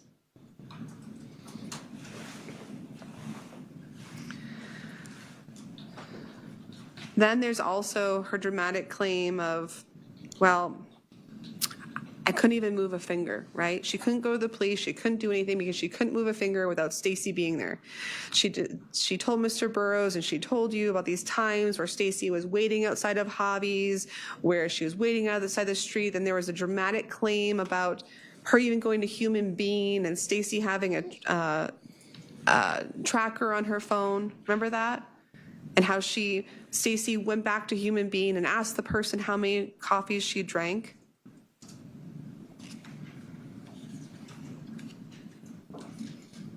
None of that's true. And you know that's true because we showed you screenshot, Facebook messages where clearly the two women were not together after October 3rd. Even in her own words, when she kind of slips up because she says, well, I had nothing to do with the burning of the items because I took Stacy's Tahoe and I drove to the gas station, got me some Mountain Dew, got me a snack, and went for a ride. Took my time before I went home.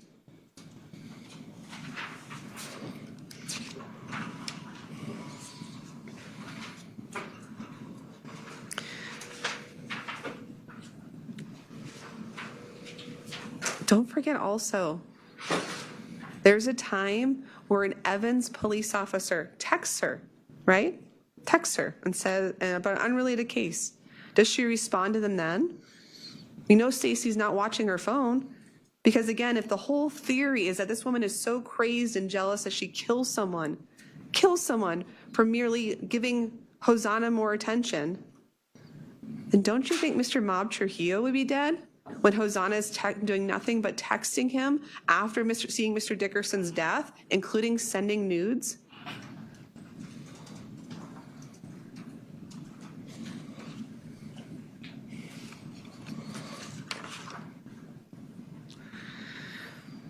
Now going back to the jail letters, obviously there's a lot of dispute over who wrote these jail letters, right?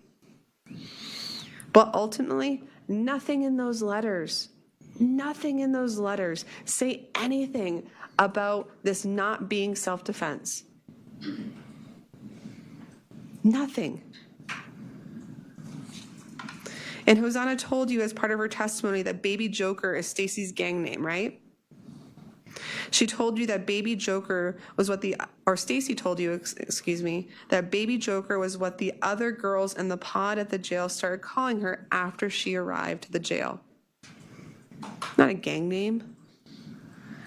Logic and common sense tells you that if she was in a gang, in the past 4 years, Detective Burrows, the gang unit, would have figured it out, been able to bring you in a picture, tell you the gang name, show you a picture of her in colors. She's not in a gang. And if she was in a gang and she did go by Baby Joker before October 3rd, then where is a single Facebook message or communication between Stacy and anyone where she signs Baby Joker? Ever.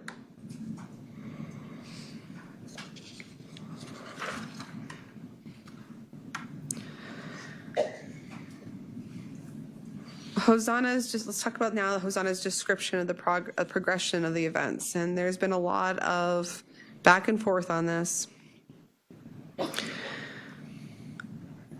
You heard that Ms. Varela's proffer was 7.5 hours long, and you heard that it wasn't until about 1 hour and 42 minutes into her proffer that she told Detective Burrows that Stacy grabbed the beer bottle, went to smash it on Mr. Dickerson's head, and that's when she told Stacy, no, don't do it. Stacy disregarded her and smashed it on Mr. Dickerson's head again.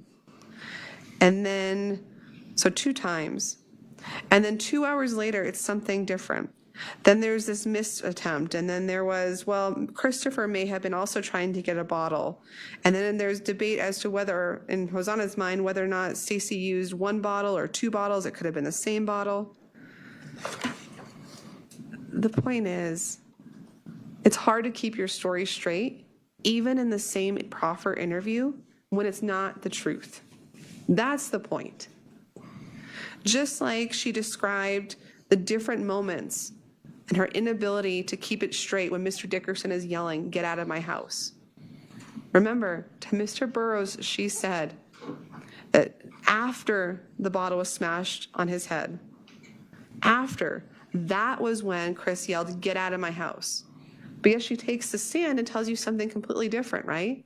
She tells you that after Stacy pushes him off of her, that's when he yells, "Get out of my house." And of course, that had to change. It had to change because their theory is that Mr. Dickerson apparently was knocked out at the time because of the high BAC and the head injury. Well, you certainly couldn't have been yelling then after she smashes him in the head to get out of my house, right?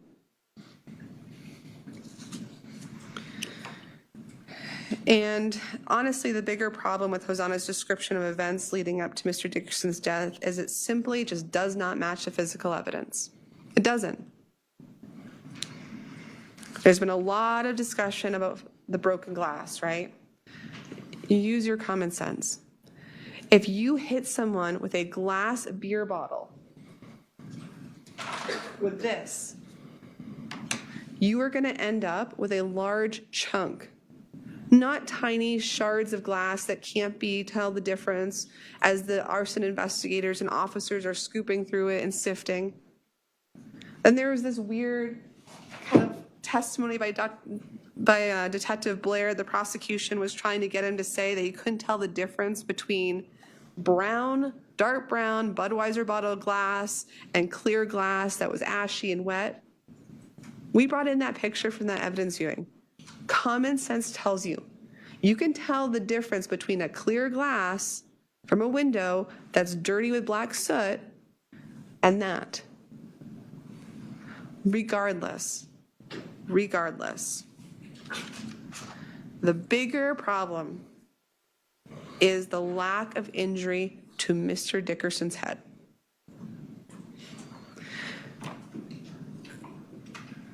Because we recognize Mr. Dickerson's face is not there anymore. She's not getting up there and denying tampering with a deceased body. She's not. At no point was anyone trying to say that there was lacerations or cuts to his face. No. You heard Dr. Burson testify that he does a systematic layer-by-layer approach to his autopsies. He even showed you how despite the skin on the neck being burnt off, he was able to go layer by layer by layer, and you saw the pink, and he was able to show you the injuries. He did the same thing on the head. He testified that he even was able to still see hair, that he does the scalp, and then he does the meninges, and then it goes down and down. And he also testified that this type of injury, when someone's smashed in the head with a bottle, it's a blunt force trauma to the head. And that would have caused hematomas, skull fractures, contusions of the scalp, hemorrhages. Those are all abnormalities and signs of injury underneath the burnt part of the scalp. None of that. He testified that there was absolutely no evidence of any abnormality to support any injury to Mr. Dickerson's head.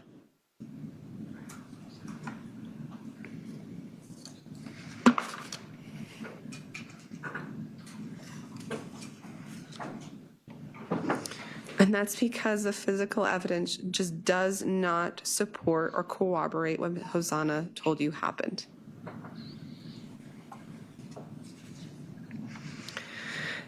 Also, just like Hosanna's word, is the government's only evidence to support their theory that this couldn't be self-defense, and also that Stacy stole the ring, the debit card, and the phone. Remember that? She testified to you all under oath more than once that she saw Stacy rummaging through Mr. Dickerson's pocket as he laid there dead and gargling on his blood, right? She testified under oath that she saw Stacy steal a wallet. This wallet. She told you under oath that she saw this being taken from his pocket. That's not true. It's just not.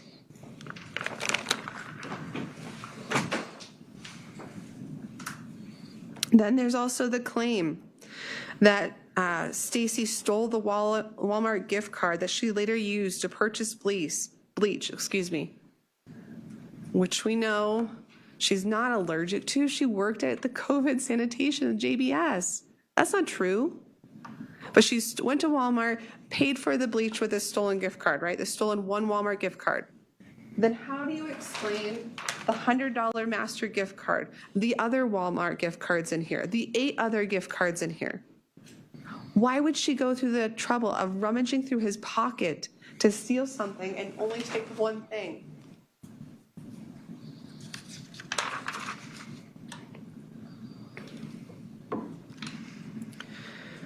Then there's the phone, right? She claims Stacy took 2 phones, stole 2 phones. Mr. Burrows testified that none of Chris Dickerson's family members ever said that there was ever more than 1 phone taken. Again, another point of exaggeration, right? But I submit to you, who do you think really took that phone? You heard that the Google locations had the last known registered location of that phone 2 blocks from Hosanna Varela's grandmother's house. We don't know if the ring was there. We don't know if the phone was there. Why? Because they did not ever get a search warrant for that house. And Mr. Burrows got up here and gave you a story about how, well, I have to have belief that that's there. It's a dead person's phone 2 blocks from where you know, and you wrote in your summary. You knew Hosanna Varela's grandmother lived 2 blocks away. You get the search warrant because you know what? You're accusing someone of first-degree murder. You're accusing a 19-year-old girl of first-degree murder. You get the search warrant because it doesn't hurt to. You don't get penalized.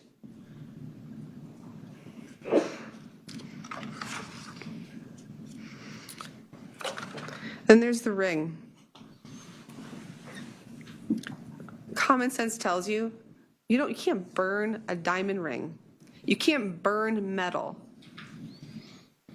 Also, we don't even know where that ring was leading up to October 3rd. Alan Dickerson testified that he knew his son was engaged. They didn't really talk about it. He knew he got the ring back. He knew he had seen it there at some point. But we also know there's an SD card in that box. There has been absolutely no evidence that that ring was there to even be taken. And I would also point out to you, who do you think had more incentive to take that? The person, the 19-year-old girl who has a family to go to, a place to live in, a car, a job, or her co-defendant who got fired months beforehand, has no income to support her children, whose car got repoed, who got kicked out of her family member's house, who isn't working.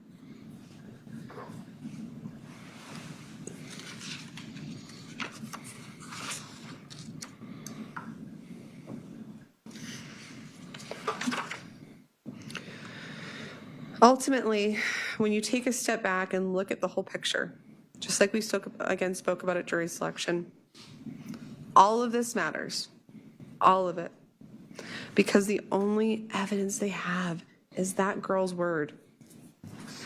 And as the judge explained to you in jury instructions, Not only does the prosecution have the burden of proving that Stacy had intent to kill, and after deliberation and after time for reflection and after judgment, but there's more.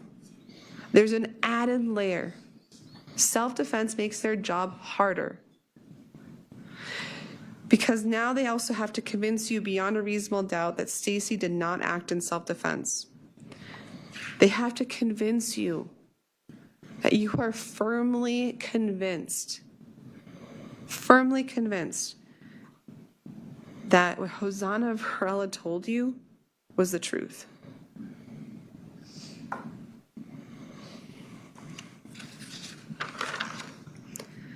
And you have to consider her motivation. The law tells you that.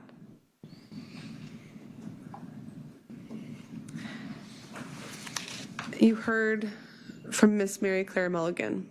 Of course she's a defense attorney, right? She's not sitting at our table. Of course she's a blind expert. But she explained to you that with 33 years of experience, state courts, federal courts, that the proffer that Hosanna did, that's what this looks like. Proffers are given when they have a hole in their case that they need to fill. Detective Burrows even went in and told Miss Varela, I have a hole. I don't know what happened inside the house. And she told you, Miss Mulligan did, that it would be unethical and against a lawyer's legal duty to do no harm to their client, to walk a client into a police department accused of first-degree murder and give a 7.5-hour proffer about how they were there and what they did, and not get any benefit from it.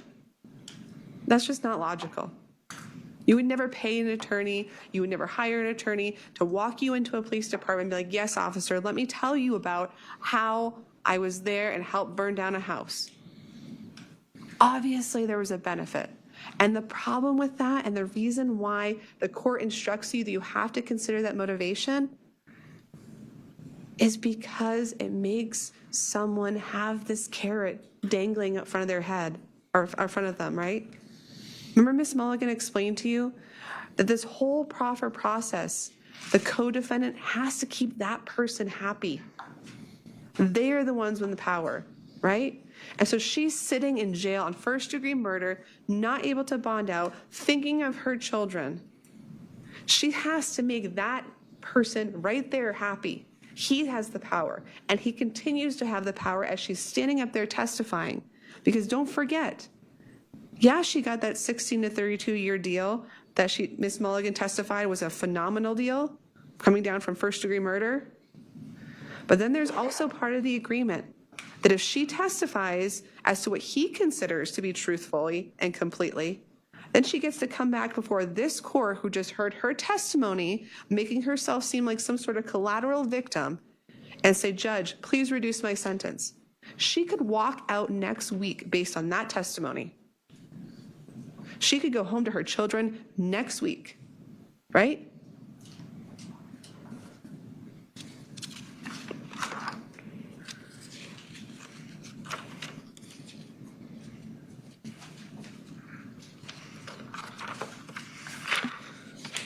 I know I've had your attention for quite some time, and this has been a long trial. It has been. I just want to finish up by pointing out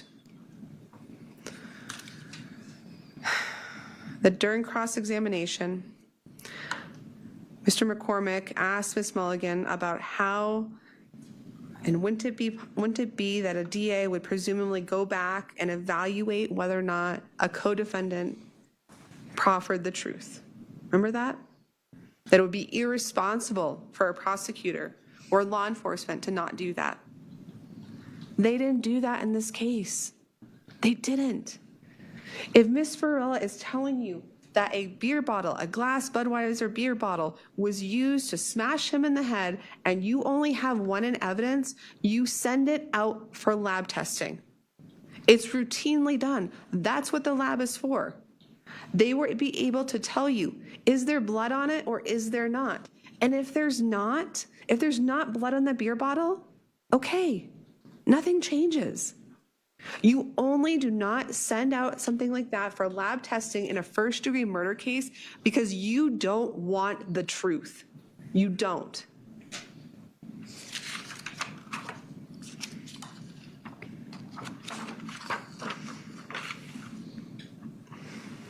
Ladies and gentlemen, there's just way too much red flags and inconsistencies and dramatics with Hosanna Varela's story to ignore that.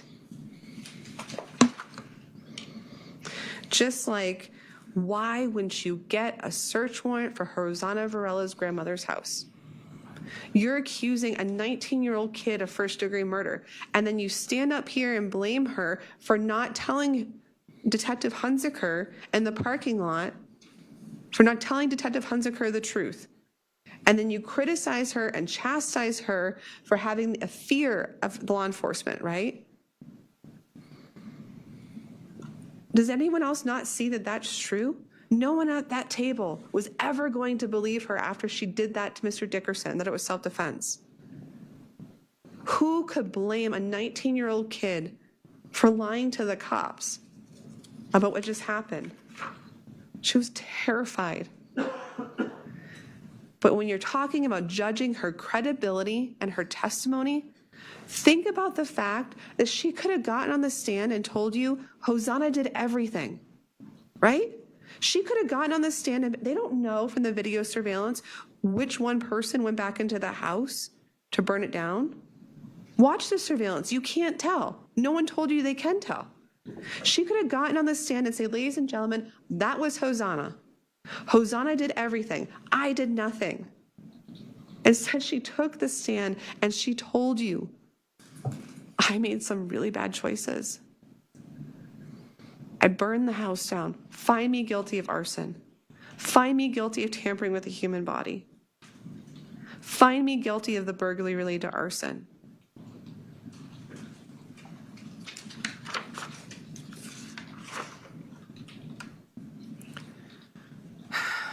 At the end of it, she got up there and she told you all that she acted in self-defense, because she did.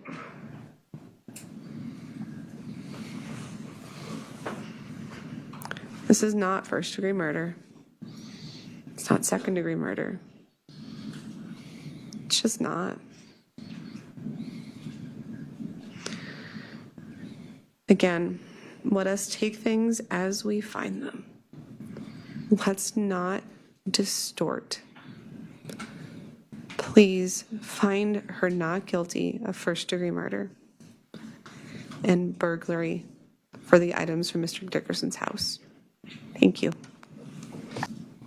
You've been given an illustration as to what reasonable doubt is versus what it's not. And when all else fails, it's pretty simple. Blame the victim. Blame Christopher. That's the solution.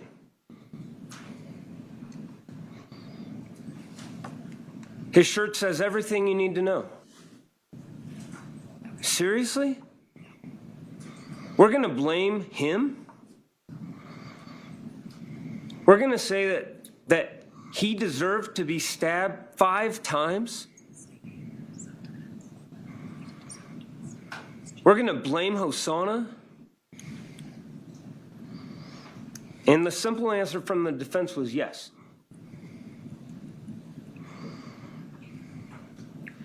This is supposed to be a truth-seeking process. And it resorts to blaming him. It's not supported by anything, using reason and common sense. And your life experiences.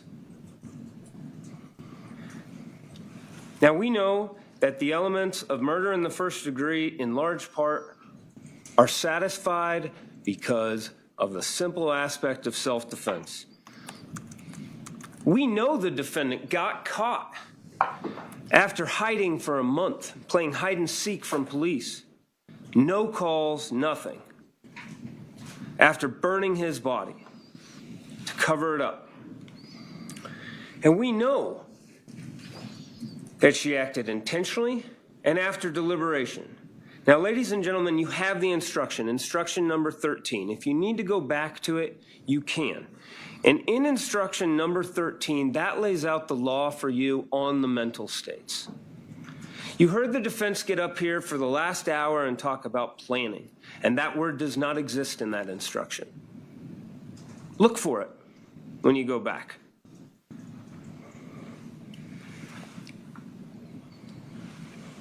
Exercise of reflection and judgment concerning the act. Never one that's hasty or impulsive. But it doesn't require planning. It doesn't require premeditation. It requires an appreciable amount of time. Doesn't have to be long. Objection, misstatement of law. All right, can the parties approach? Anytime you're back there and you're discussing something that's vague, or you're speculating, or you're imagining, that's not what we're dealing with. What we know is on October 3rd, 2021, the defendant was guilty of first-degree murder at the time of the arrest.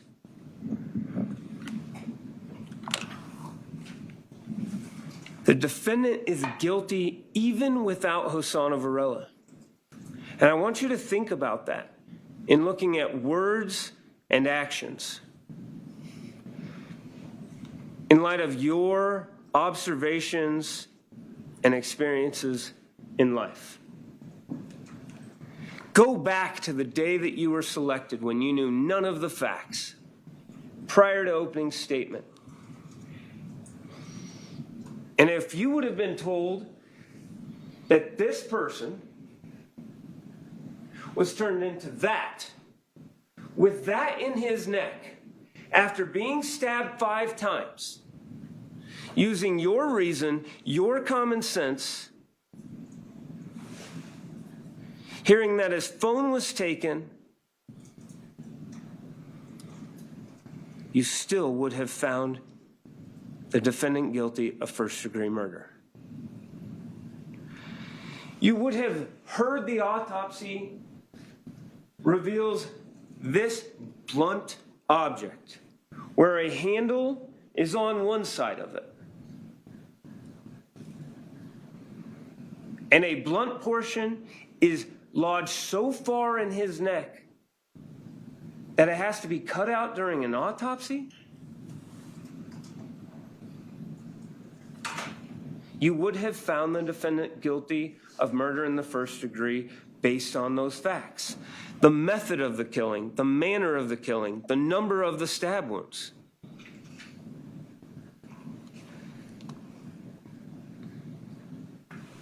If you would have just heard from Dr. Burson as it pertains to how this weapon was and that the blunt end was lodged in his neck and the degree of force, the effort,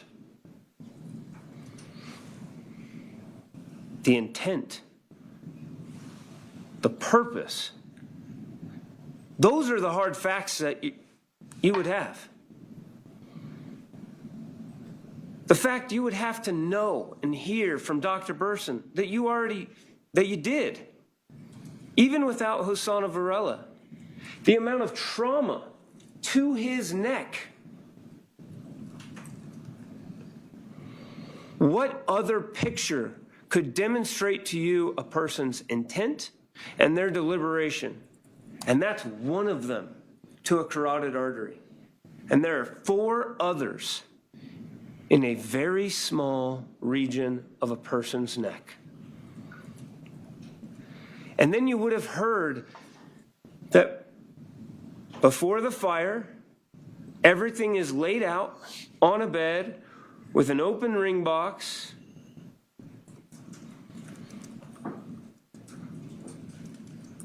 where the victim's dad would have to discuss that ring. And then we hear specifically how we got there in this Chevy Malibu and connecting it downtown. And you can consider the fact that the defendant would have got up and still said to you, I don't really know cars, makes, and models. I don't know, Chevys. I don't know, Malibus. And you'd have the objective evidence that they take this, they come back, they light it on fire, they switch cars. That all of this goes back to the defendant. All of it. That's the evidence you would have had without Hosanna Varela. And you would have convicted of murder in the first degree right then. And you still should. But now this has morphed from a whodunit, once they get caught, and Miss Rodriguez knows she has to pivot. And she has everything on the line. And you are able to look at the credibility instruction. And specifically, that credibility instruction is number 7. I think you should look at it. Because you have an immense power in this case, individually and collectively, that you are the sole judges of credibility.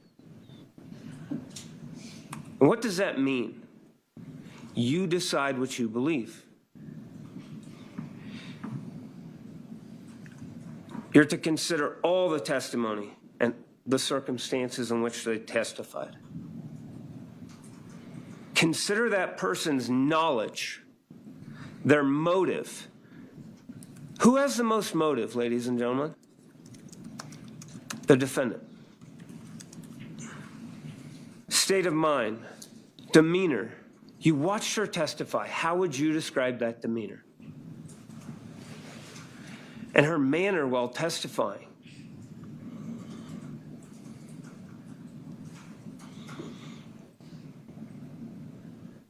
The strength of that memory at different points. Think back, go back to instruction number 7 when you are deliberating. I will be shocked if you believe a single word out of the defendant's mouth in that rehearsed testimony that was like a theatrical play with a systematic order. And I'm sorry, Mr. Praley, I couldn't hear the objection. Can you approach, please? Yes. And so when we get into self-defense, it's pretty simple. You have to be convinced that the defendant was a reasonable person, that she took reasonable actions, and what you're provided on each of the self-defense instructions is this language. Specifically, that the reasonable person standard requires the defendant to appraise the situation as would a reasonable, sober person. The defendant was neither reasonable nor sober on October 3rd. And each of you have to take that into consideration. And so if you decide, well, maybe she overreacted because of the alcohol, then that's not self-defense. Had she not been so drunk, she might not have acted that way. She put this booze in her body. She doesn't get the benefit of then using it as an excuse. So let's talk about credibility of the other witnesses, and specifically what's been laid out by Hosanna Varela. She stated Chris was given vodka versus water. Ladies and gentlemen, this was a setup for Chris. She stated that Chris never had this weapon. Never had this weapon in his hand. The defense today wants to talk about this file that's been described throughout this time, where it's used for sharpening knives, or it's a file for other things that has this handle. They want to call it a shiv today. But ladies and gentlemen, think closely and clearly. How would self-defense have been detrimental to Hosanna Varela? What motive does she have to lie if she's trying to run out of this house and she gets pulled back by this man and her girlfriend defends her, saves her?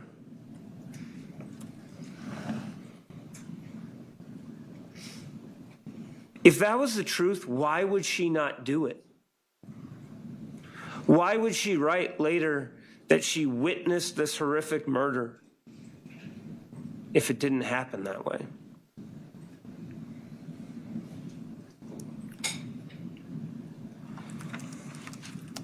She said there were no threats whatsoever to hurt them or to kill them. Again, ask yourself why. That no physical force was ever used against either of them. And that Mr. Dickerson was yelling for them to leave, that they could have left, that Ms. Varela was asking them to leave, and they didn't. And so, ladies and gentlemen, when you look at that, just there, that supports direct evidence and circumstantial evidence throughout this case that shows this wasn't self-defense. She said she wasn't afraid of being hurt. She gives the progression of Mr. Dickerson being hit with these beer bottles twice, that she again asked the defendant to stop, that they should just go. But most important, ladies and gentlemen, there was no need to kill him. How do you overlook that? You simply can't. Because true self-defense, where someone is taking another person's life, requires that necessity. No other options. And it's simply not here. You have the progression. So she's pretty quick now. Is she on top of him, or where is she at? I don't think she's on top. Okay, so she's kind of standing, and then Chris is on the couch. Yeah, and I think he's trying to get up. I don't know. Okay. But and then she grabs the beer bottle and goes to hit him, but then she misses. And I go, no, don't. I go, let's just leave it. You know what I mean? Like, let's go. And she looks at me, and she I think she grabs another beer bottle, has that same one in her hand, and then that's when she hits him on the head, and gets another one, and then hits him again, and there's blood and blood on his face and like everywhere on him. And Okay. So let me. Again, if that wasn't true, why would she say it? If Mr. Dickerson deserved to die, was threatening them, trying to kill them, that would have benefited Hosanna Varela. It would have benefited Hosanna. It would have benefited the defendant. Two birds, one stone.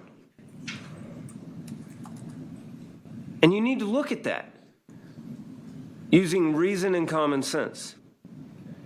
And so ultimately, you're going to be able to go through the instructions. I'm just going to highlight some of them for self-defense. But here's what you need to know of where we're at. The burden of proof always rides on the prosecution. And when the defense is claiming self-defense, they're admitting to the act, and therefore it becomes the prosecution's burden to disprove one element of self-defense. And you should each know that if the prosecution, and when we disprove one of those elements, you are to return a verdict of guilty. And each of you can decide which one you believe the prosecution has disproved. You need not all agree on the same one.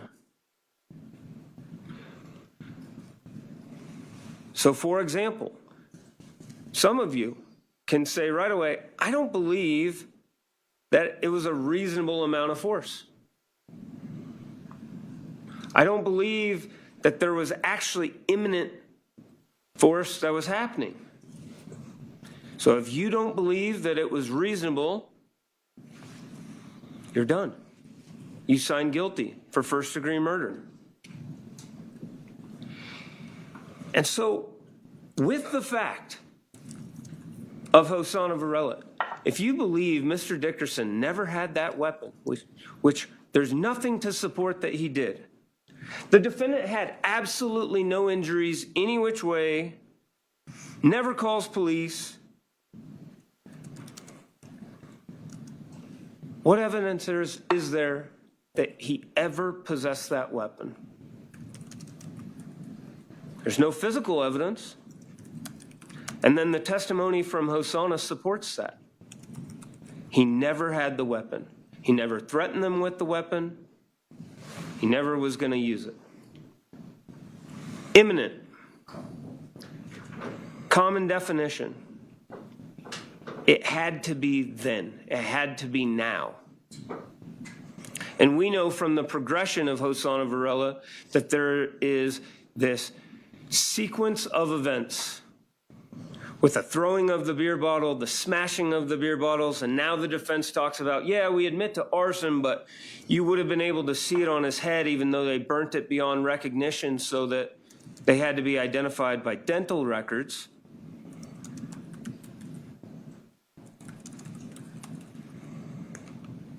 Ask yourself why.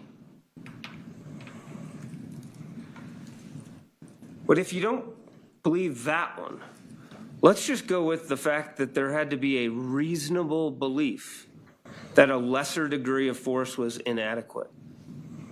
Think through that.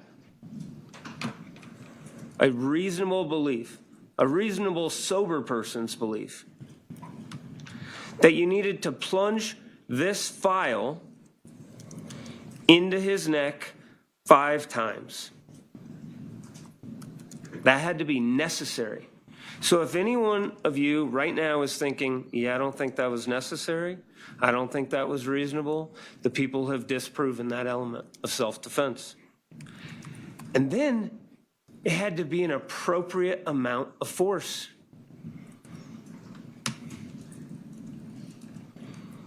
You have to believe that everything that you saw during that autopsy was appropriate. Objection, misstatement of law.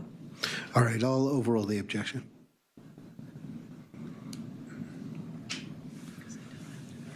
Was there a prong 3? Is there a reasonable belief that there was an imminent danger of being killed or receiving great bodily injury? Hosanna Varela makes that pretty clear. That during this progression, she was asked to retrieve the weapon. She was asked by the defendant to retrieve this weapon. That she heard the stabbings, that she saw Chris bleeding to death, and that after the defendant moved him to make it look like self-defense.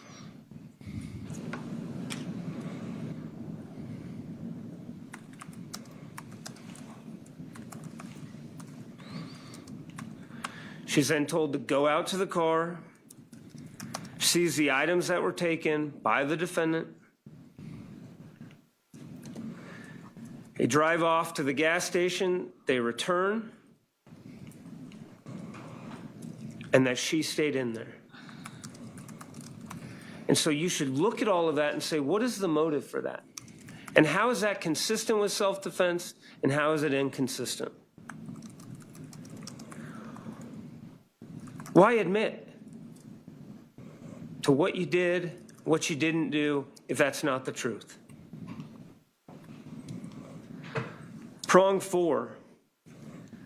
People have disproven self-defense if you believe that the defendant provoked this. And I think there's ample evidence of that for you. And then prong 5, that is probably one of your easiest ways to disprove this, is decide on your own Who do you think was the initial aggressor here? And you get to look at all of the actions after. You get to look at the evidence of flight. You get to look at the evidence of arson and the defendant's multiple statements to a variety of people. All for what? Now, there is this discussion of Hosanna being this mastermind. And essentially, you do have to find her to be so incredible at convincing you of something that she is a mastermind. And you have to think about the motive that she had throughout this process. And I will preface this with, if you have a hard time believing this, if you have a hard time and you get lost, if it seems unreasonable or crazy or far-fetched, then good. That means you're acting with reason and common sense. Your Honor, objection, disparaging counsel. I'm sorry? Disparaging counsel. All right, I'll overrule the objection. You have to have an opinion that Hosanna has this motive to just completely screw over the defendant above all else in this world. And that she has to know that on October 3rd, 2021, she witnessed a justified killing. A killing out of self-defense, knows that Stacy did nothing wrong, but that they have to keep quiet about it. And she has to avoid going to the police to describe this lawful justification of deadly force. She has to accept that she just sat in the car while the defendant burnt this down and not act on that. She has to prepare notes in her phone detailing her depression, her struggle with her families, witnessing somebody get murdered, how that's impacted her, threats to her family, all things that no normal person would ever do or want shared in front of a group of strangers. She then has to wait to be arrested just to lie to officers that this is part of her master plan, eventually, that she's going to reveal to you and convince you. She has to also count on, when she's arrested, that Stacy's going to deny it, even though both women at that moment on November 11th know this was completely justified. She's got to make calls to Javi about being arrested, being clueless about bond amounts and first-degree murder. And despite all this pressure on her of trying to get out for her kids and wanting to go back to her kids, that she's got to wait in custody for 247 days. And then still during that time period, care more about screwing over Stacy than getting out to her children. And then she's got to write these notes while she's sitting in jail before her proffer with all this information that she knows she's going to reveal to law enforcement. And then one of those notes has to specifically be to don't hear or see or do anything, knowing that if she came forward that she actually saw, heard, and did everything in a lawful way, that she wouldn't be charged with first-degree murder, and neither would the defendant. She's got to go to this proffer. She's got to convince this seasoned detective of over 10 years who's able to corroborate her story throughout it. Even though she's saying she saw parts, she didn't see others, she heard parts, she didn't hear others. And then she's got to keep going with this ruse and accept a sentence of 16 to 32 years to be sentenced by this judge for 32 years. A sentence that's longer than her life and her oldest child's combined. All to screw her over? And then she's got to be brought back. And that's really where it gets fun for her, because for 3 days she's going to be questioned. in front of you, and she has to convince you guys. And that's all part of her plan. You get to decide the credibility of that. You get to decide how she's supported by or contradicted by that. And you get to look at her and see that mastermind. You're under arrest for first-degree murder, arson, burglary, and tampering with the deceased body. Okay? All right, that's what you're being charged with. Stacy's being charged with that as well, too. If you want to talk to me, I'll talk to you about it. Then I can understand what happened that night. Okay? It's only if you want to. You don't have to. If you want to talk to me, I'll listen to your story. I'll always listen to people's story. Yeah. Okay? Is that something you'd like to do, is talk to me? Yeah. Okay. All right. Can we talk?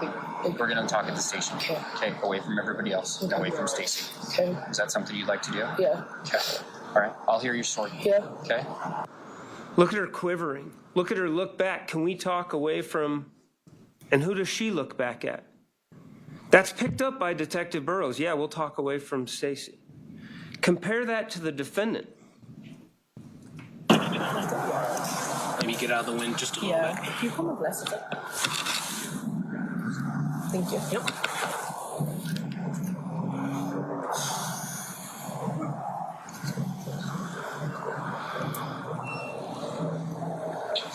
Am I able?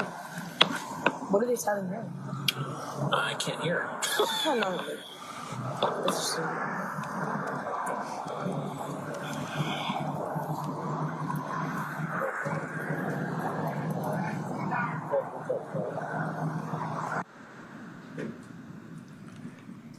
And then her response is telling. You informed of what you're arrested for?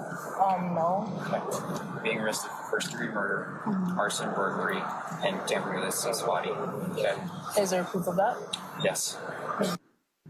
Compare and contrast the two people in this case, ladies and gentlemen, based on all the evidence that you have. You determine credibility. If you believe that the shy, meek, mild defendant that you saw testify on direct, with all her social anxiety, just didn't have it that day, and her response was because she had a battery in her hand? Does that make any sense to you?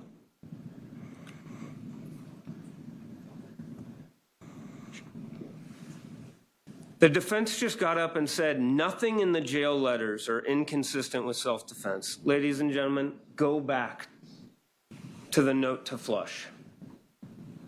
I hope you kept the same story. You ain't dumb. I know they're going to trick you. But if you ain't see or do or hear anything, you're cool. You know, don't give in to they shit. Stop right there.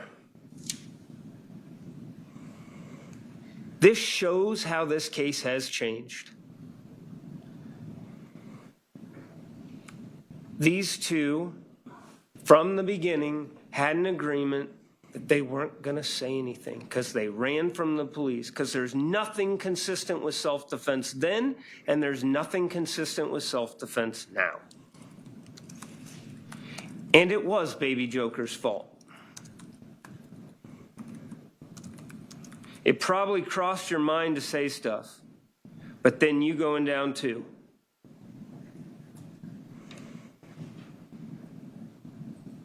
Hosanna Varela accepted her accountability.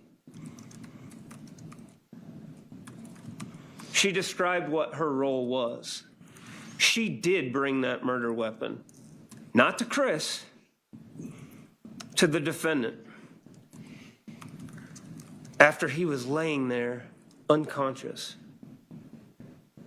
And Hosanna had to listen to that blunt file be shoved into his neck where it sounded like rubber and bone. And she regrets listening to the defendant on that request for that weapon. But that note tells you what you need to do. And ladies and gentlemen, you can go through the other defendants' letters. I added this in after their statements. But there is a variety of things connecting these letters, and they do speak volumes to the fact that this isn't self-defense. There's consistencies throughout them. But specifically, it deals with the situation in 220. And that's the letter.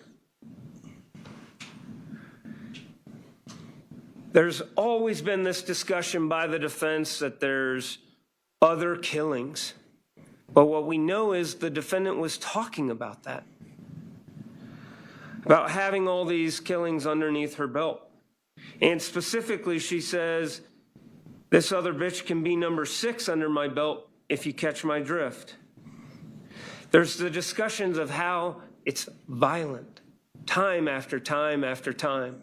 And you get to consider that in complete contradiction to the rehearsed. Objections. I'll sustain the objection. Mr. Praley, if you'll rephrase. To what you got to witness when she testified in order to question she knew. Again, objection. All right, I'll overrule the objection. They're riddled with threats to Hosanna. You can read 220.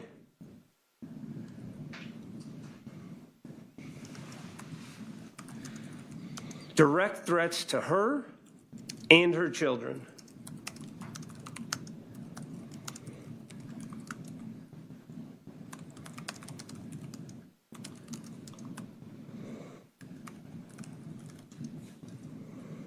All of that is relevant in comparing these two women.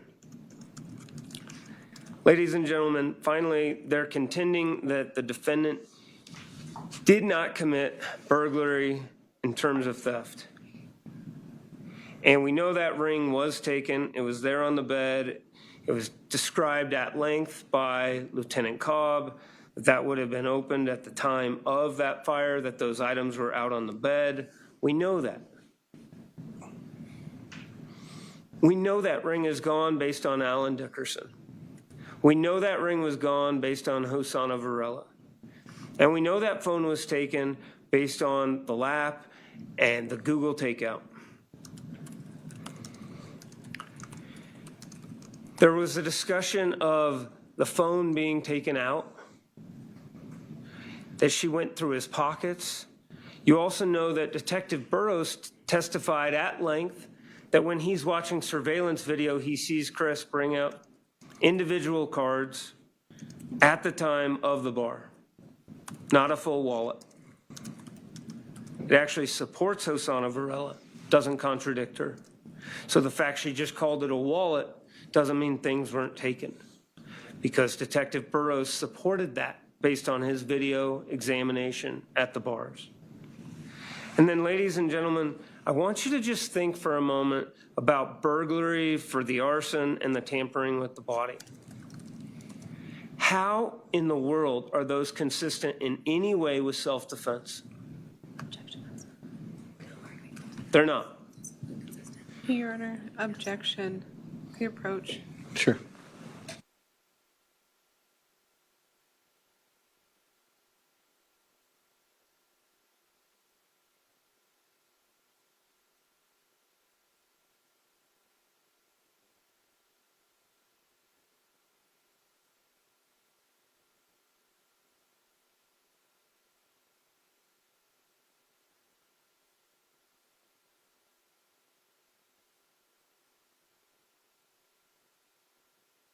Objections overruled. Mr. Praley, go ahead and continue. How are any of those crimes of burning a body consistent in any way with self-defense? They're simply not. And you get to look at the big picture, the totality of the circumstances. And then you also get to think, why in the world did the defendant go back to his house on October 16th?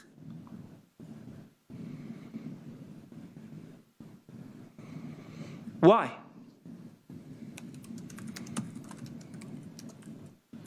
She wanted to go look at what she did, where she did it.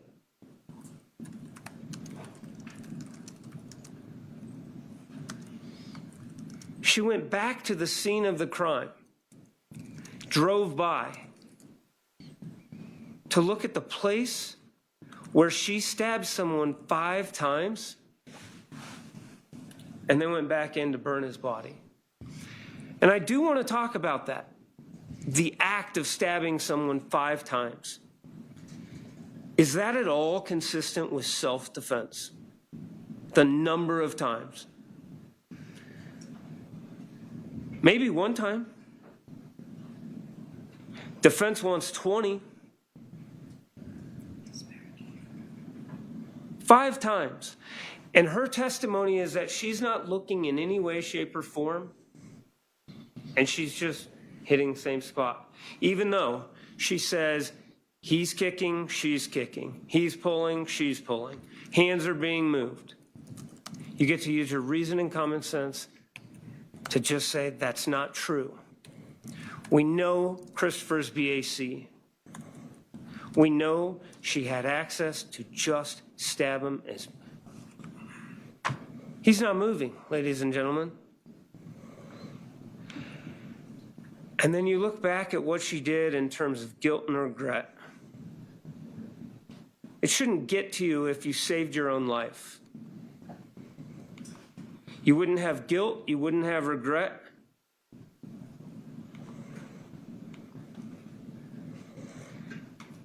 And then you wouldn't joke approximately 1 month after the fact, ladies and gentlemen. Almost 1 month. That I'll kill a motherfucker for you. Like 6 feet under. When Chris is 6 feet under. And then she says, no joke. This is not a joke. This is a sad reality that there was an unjustified killing for a person that didn't deserve this in any way, shape, or form. Ladies and gentlemen, the people have met their burden beyond a reasonable doubt to murder in the first degree, to burglary, to arson, and to tampering with a deceased body. I'm asking you to find the defendant guilty of all of those crimes as charged, and I appreciate your service. Thank you.